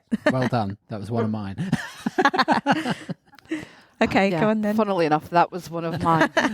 But so if Shame's available, it has to be Shame, really. Yeah. You know, that kind of that whole special reunited between kind of Rob and Gary and the video, the bromance. Yeah. The birdies. But the birdies, but also just reminds me and makes me laugh so much about the special times that we had in Italy. we had driving through Italy as well. So it's got that kind of personal connection for me as well. Ah. Excellent. Lucy? So I think that I would probably choose, because obviously I think everyone would have wanted to also choose Shame. Matt would have loved to have chosen Shame. It's one of my 3. So now I'm dwindling down to nothing. Maybe you make the choice for me here. So I think I know which other one you want to pick, don't I? Well, it's here. Yeah. Well, why don't you say it? You say it.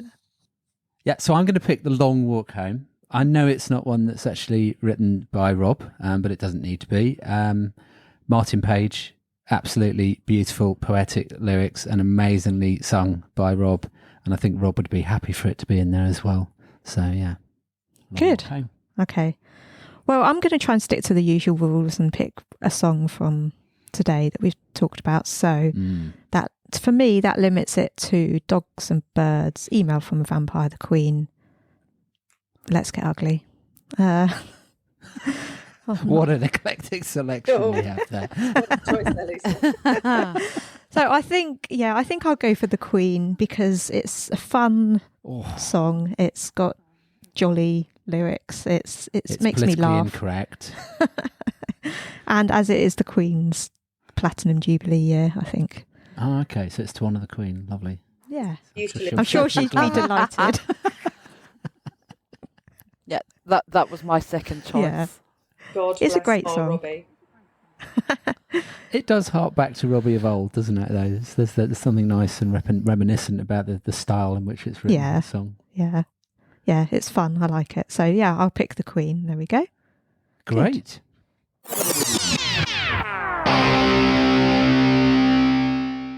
So, just before we wrap up this episode, make sure you subscribe to the podcast so you don't miss out.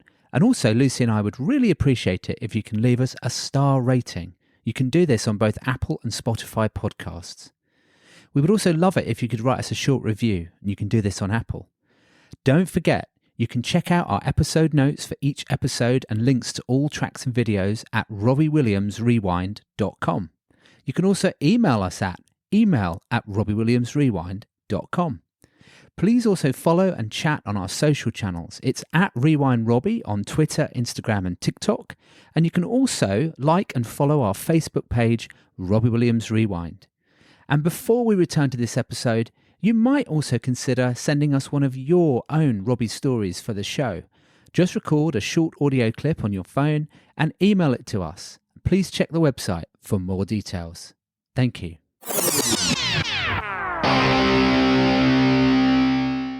Hi, I'm Robbie Williams, and you're listening to Robbie Williams Rewind with the Champions. So next time we are covering Progress, and we have got Angela from Scotland joining us, who is also a big Take That fan, just like me, obviously a big Robbie fan as well. So I think she'd be great, and I know that she's very much looking forward to talking about Progress. And it's not the same Angie that did intensive care with us. No, it's different Angie. It's a new Angie. Also Scottish. It's Yes. obviously a popular Scottish name. Okay. So thank you, Rachel and Amanda, for joining us today. Thank you for having us. Thank you. Yeah, thank you. It's been a good ride. We got there in the end. Oh, yeah. Sorry about my technical difficulties. It sounds seamless in the edit. Yeah, perfect. But of course. No, it's been really nice chatting with you, and thank you for sharing your stories and being so candid about, how Robbie has influenced your lives, and also obviously FanFest. And again, thank you to you and everybody that's been involved with that. And long may that go on. And obviously, as you said, it's an important year this year. So yeah, just a reminder to everyone to make sure you look up the FanFest page, follow all the links, donate, Please do get involved. support any campaigns that we've got, any fundraisers that we've got coming up. We will be ramping things up in the run up to the summer, because obviously the focus will be on Stoke and the hospice. So we're going to be ramping things up. We have a planning meeting with the hospice team next week. So from there, we'll have a better idea of what their steer is and where they want us to go with this, to support them in the run up to the summer concert. But we probably will have some tickets up for grabs. So anybody that hasn't got any, we might be the place to be. Sounds good. Excellent. So you heard it here first. Well, maybe you didn't. I don't know. Maybe you said that somewhere else. But No, I haven't said it's it. good to say It's that. a podcast exclusive. That. A podcast exclusive. Well, but by the time this podcast episode airs, you may have had to tell everyone but, by then. we knew first. Maybe we didn't tell the listeners first. But Yeah. Anyway, thank you very much, Amanda and Thank you Rachel. both. Thank you. It's been lovely. Thank you. And for bearing we'll with. see you soon. Yeah. Okay. Okay. Bye. Take care. Bye. Bye. Robbie Williams Rewind.